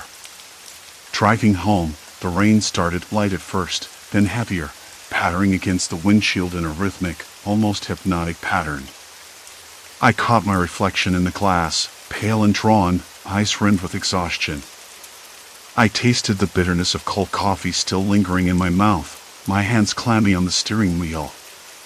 What if I was next? If the streets were shifting because the past kept pulling people back into its shadows, what did that mean for me? That night, I couldn't sleep. The note and the photograph lay on the bedside table, their presence a silent accusation. I kept turning the images over in my mind, the faces frozen in time, the spaces between them filled with questions I didn't yet know how to ask. I knew I had to go back. To follow the clues before the city swallowed me whole, before I became another ghost in a forgotten frame. But as I drifted toward a restless sleep, the faint hum returned, low and insistent, threading through the silence like a pulse. It wasn't just in the streets anymore. It was inside me. Waiting. The night didn't let me rest. The hum was louder now, buzzing beneath my ribs like a warning I couldn't quite place. I lay staring at the ceiling, the photograph's edges sharp against the bedside table's worn wood. Faces frozen. Moments caught mid-air. The note's scrawled words haunted me. They're trapped. I'm trapped. I couldn't shake the feeling that whatever pulled those people into the past wasn't some ghost story or trick of the mind. It was something else, something human. Something deliberate. Morning came gray and reluctant. I rolled out of bed with a soreness that wasn't just physical. My reflection in the bathroom mirror looked thinner, more drawn than the night before. The pale skin, the dark circles, signs of too many hours wrestling with shadows. I splashed cold water on my face, the sharp chill grounding me just a little. The past wasn't going away. And neither was I. I grabbed the photograph and the note, stuffing them into my coat pocket. If there was a thread to pull, I had to find its end. The streets outside were slick from overnight rain, the faint smell of wet asphalt mingling with the distant scent of brewing coffee from a corner cafe. I didn't want coffee, but I needed to move. The usual walking route was already shifting in my mind, edges blurring like a half-remembered dream. I walked. The city felt different today, not just because of the rain. The air was colder, sharper, as if the buildings themselves were holding their breath. I passed the old bakery, closed and shuttered for years, but the faint scent of cinnamon rolls lingered. Impossibly sweet and warm against the damp chill. It made my throat tighten. I found myself turning onto a street I hadn't seen in years, Elmwood. The cracked sidewalks, the faded yellow lines painted on the road. The corner where I used to wait for the bus, where a girl named Claire once smiled at me from behind thick glasses. I stopped. There she was, frozen. Claire, just like in the photo. Mid-laugh, one hand raised as if waving to someone. Her eyes caught mine, wide and unblinking. The people around her were motionless too, stuck in moments that felt like time capsules. I swallowed hard. My hands trembled despite the cold. "Claire?" I whispered, stepping closer. No response. Just the quiet city noises, distant car engines, a dog barking somewhere behind a fence, the rustle of dead leaves skittering across the pavement. I reached out, half expecting her to dissolve like mist. Instead, my fingertips brushed against the rough fabric of her jacket. Solid. Real. But then, the street behind me shifted. The familiar turned strange. The buildings warped subtly, their windows darkening as if swallowing the light. My breath hitched. A figure emerged from the shadows ahead, a man. Tall, his coat collar pulled up against the drizzle. His face was obscured, but I recognized the deliberate ease in his stride. Purpose.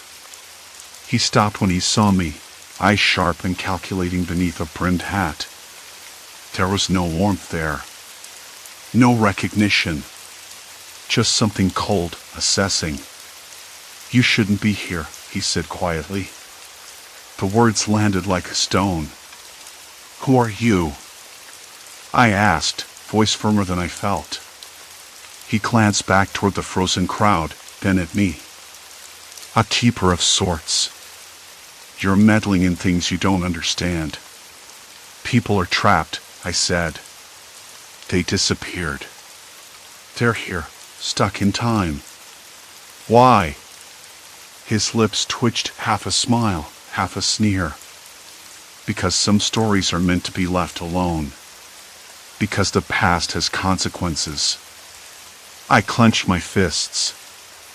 "I'm not leaving until I know what happened."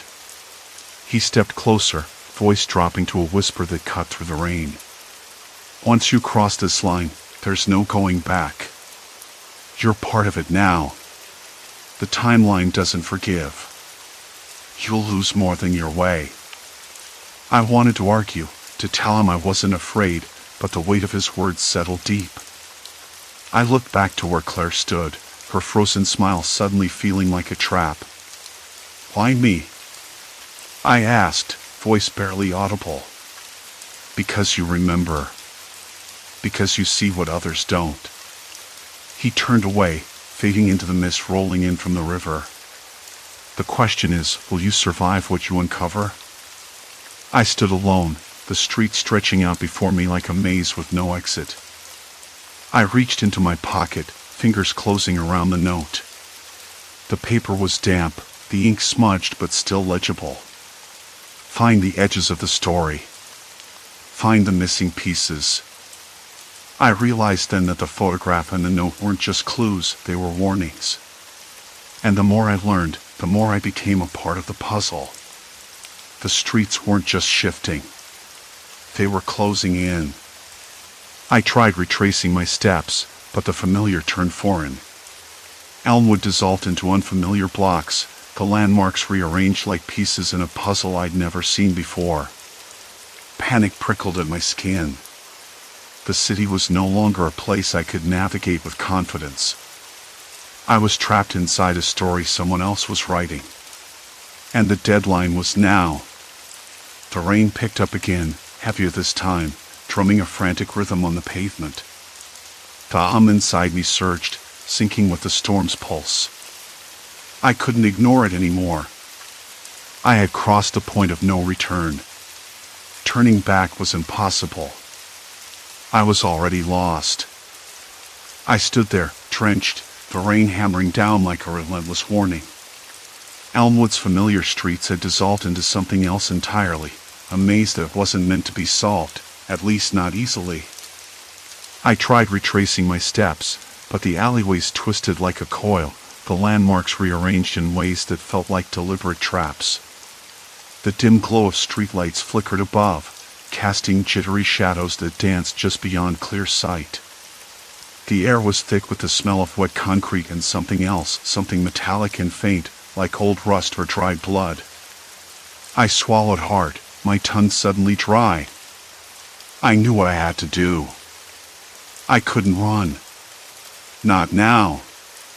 The rain blurred the edges of the world, but I forced my legs to move forward, deeper into the twisting streets that no longer felt like my own. Every turn I took felt like stepping further into a room whose walls were closing in. My breath came in shallow bursts, the chill pressed against my skin, sharp and insistent.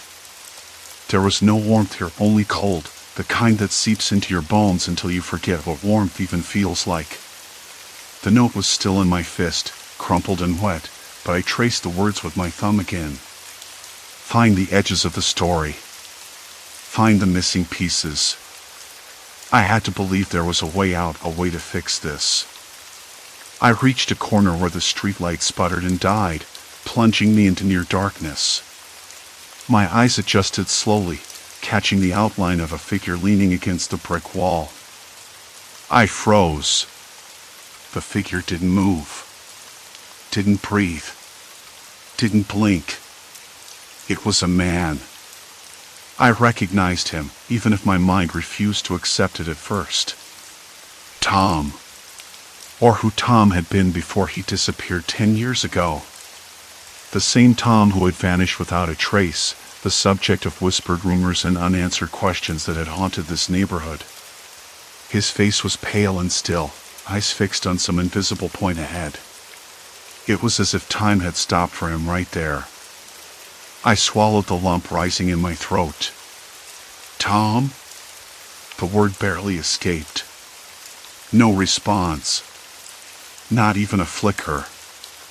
I edged closer, every nerve screaming that I shouldn't, that this was some cruel trick. But something in his stillness, his suspended moment, pushed me forward. Suddenly, the man's eyes snapped open. Not with life, but with a hollow, glassy stare that pierced through me. He didn't speak. He didn't move. Just stood, a monument to a moment that had fractured and refused to heal. I stepped back, heart thudding loud enough to drown out the rain. The street behind him seemed to ripple, like a heat haze, distorting the buildings and warping the pavement until the world felt unsteady beneath my feet. I blinked hard and the scene shifted, the man gone, the street empty except for the steady drip of rain from the gutters. I staggered, trying to catch my breath. What had I just seen? Was it a hallucination? The exhaustion clawing at my mind made me doubt everything. But the cold note in my pocket reminded me this was no dream. I turned to leave, but a new sound caught my attention, a faint, uneven tapping echoing from the opposite side of the street. I squinted through the downpour and saw a woman standing under a cracked awning. Her clothes were soaked, hair plastered to her face. She was staring straight at me, expression unreadable. Are you lost too? Her voice was low, almost a whisper, but clear enough to cut through the rain. I hesitated. I don't know anymore. She nodded slowly, as if that answered something. This place. It traps us. The past, the people. They don't move on until someone faces what was left behind. Her words sent a shiver down my spine. Who are you? Call me Elise. She glanced down the street, eyes darkening. You've been following the edges, right? Looking for the missing pieces? I nodded, clutching the note tighter. Be careful, she said, voice dropping. There's someone else here. Watching. Waiting. Not just the silence of the lost. Before I could ask more, she stepped back into the shadows, melting away like she was never there. The rain picked up again, hammering on the pavement, and I was left alone with the night and the cold weight of her warning. I moved faster now, the streets twisting, the city folding in on itself like a dying star. The familiar faces of the vanished flashed in my mind: Tom, Elise, and others I couldn't name but whose stories hung heavy in the air, cold and heavy with silence. Then I heard footsteps behind me. Slow. Measured. Not matching my pace, but always just out of sight. My skin prickled. I dared not look back. I picked up the pace, heart hammering, breath ragged. The note burned in my pocket, a reminder and a threat. Find the edges. Find the missing pieces. Somewhere ahead, the street ended in a blank wall. There was no door. No exit. I was trapped. And this time, I wasn't sure if I'd make it out at all. A cold whisper brushed past my ear, barely audible but unmistakably close. The cold whisper teased my ear again. I could hear the footsteps still, slow and deliberate, just behind me. No matter how fast I moved, they stayed out of sight, circling like a predator pacing the perimeter. Panic wanted to claw its way up, but I forced it down, counting seconds between steps, trying to map the rhythm. It wasn't random. It was deliberate. I turned sharply, breath fogging the air, eyes scanning the shadows. Nothing. Just the rain and the faint smell of wet concrete mixed with something else, old smoke, maybe, or the faint metallic tang of rust. The streetlights flickered, casting jittery patterns against the buildings. My hands trembled, fingers brushing the rough plaster of the wall beside me, grounding me to the moment. Then I remembered the woman's warning. Find the edges. Not just the physical edges of the street, but the edges of the story, the boundaries between what had been and what was. She had slipped away so easily, as if she belonged to the shadows themselves. Maybe she did. Maybe she was part of the city's memory, like the frozen figures I'd seen on this strange journey. But I wasn't going to be frozen. Not like them. I pressed my palm against the wall, tracing the rough texture, looking for some anomaly, a crack, a door, anything. My fingers grazed a seam in the plaster, narrower than the cracks that usually formed in old walls. I pressed harder. The wall shifted slightly, a soft hollow sound echoing from behind it. My heart lurched. Without thinking, I pushed. The wall gave way, sliding inward like a heavy door. A narrow passage opened, dark and damp, smelling of mold and something faintly sweet, like decaying flowers. The footsteps stopped. Silence. Complete silence.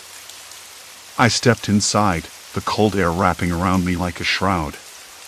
The passage was barely wide enough for one person. The floor was uneven, cracked concrete slick with moisture. I could hear the city's muffled heartbeat beyond, but here it was different, isolated, suspended. Halfway through, a faint light appeared ahead, flickering like a candle struggling against the wind. I moved toward it, each step echoing against the narrow walls. The light came from a small room, a forgotten basement, maybe filled with old furniture draped in white sheets, dust motes dancing in the beam from a single bare bulb. On a table in the center lay photographs, scattered and yellowed with age. Faces I recognized. Tom, frozen in a smile that now felt like a mask. Elise, caught mid-laugh, her eyes bright but distant. Others I'd seen before but never knew, people who'd vanished without a trace, their stories incomplete. I knelt, fingertips brushing the edges of the photos. The air tasted faintly of mildew and regret. I thought about all the mornings I'd walked these streets, oblivious to the undercurrent of loss beneath the pavement. All the times I'd passed by without seeing the ghosts trapped in their last moments. A soft creak from the passageway made me look up. The footsteps again, closer this time, hesitant. Not unseen anymore. I stood slowly, heart hammering. Who's there? My voice sounded strange, foreign even, in this forgotten space. No answer. Just a faint shuffle of movement. Then a figure appeared in the doorway, a man, mid-30s, face drawn and pale. His eyes flicked around nervously, as if unsure whether to flee or confront. I recognized him immediately. Jonathan. A name from the past, a missing piece. You shouldn't be here, he said, voice low but urgent. His gaze was wary, haunted. They don't like it when someone starts poking around. Who? I asked, stepping forward despite the cold knot tightening in my stomach. He shook his head, glancing over his shoulder as if the passage might collapse behind him at any second. The ones who keep the story buried. People who made sure we disappeared. The room felt smaller suddenly, the weight of unseen eyes pressing down. I swallowed. Why? What happened to you all? Jonathan hesitated, then pulled a folded piece of paper from his jacket. I wrote it down. The truth. But no one's allowed to know. They want this us forgotten. I unfolded the note, the handwriting jagged and hurried. Names, dates, places. Accusations veiled in shadows. A tale of cover-ups, betrayals, and silenced voices. People caught in a web of fear and power, erased from memory to protect a fragile status quo. My head spun. This wasn't some ghost story or trick of the light. It was real. Brutal. Human. Jonathan's eyes met mine. You have to finish this. Make sure they're remembered. Or the cycle just keeps going. I nodded, the weight of responsibility settling on my shoulders like a heavy coat. The rain outside had eased to a drizzle, the city breathing again beyond the walls. We moved back through the passage together, the footsteps now behind us, fading into the distance. The wall slid closed, sealing away the darkness and the secrets. Outside, the dawn was breaking. Pale light spilled over the rooftops, washing the streets clean. I walked home slowly, the note burning a path through my pocket. The faces of the lost weren't just memories anymore. They were a call to action. The city would remember. Because I would make sure of it. And maybe, just maybe, that was enough to keep me from becoming one of them.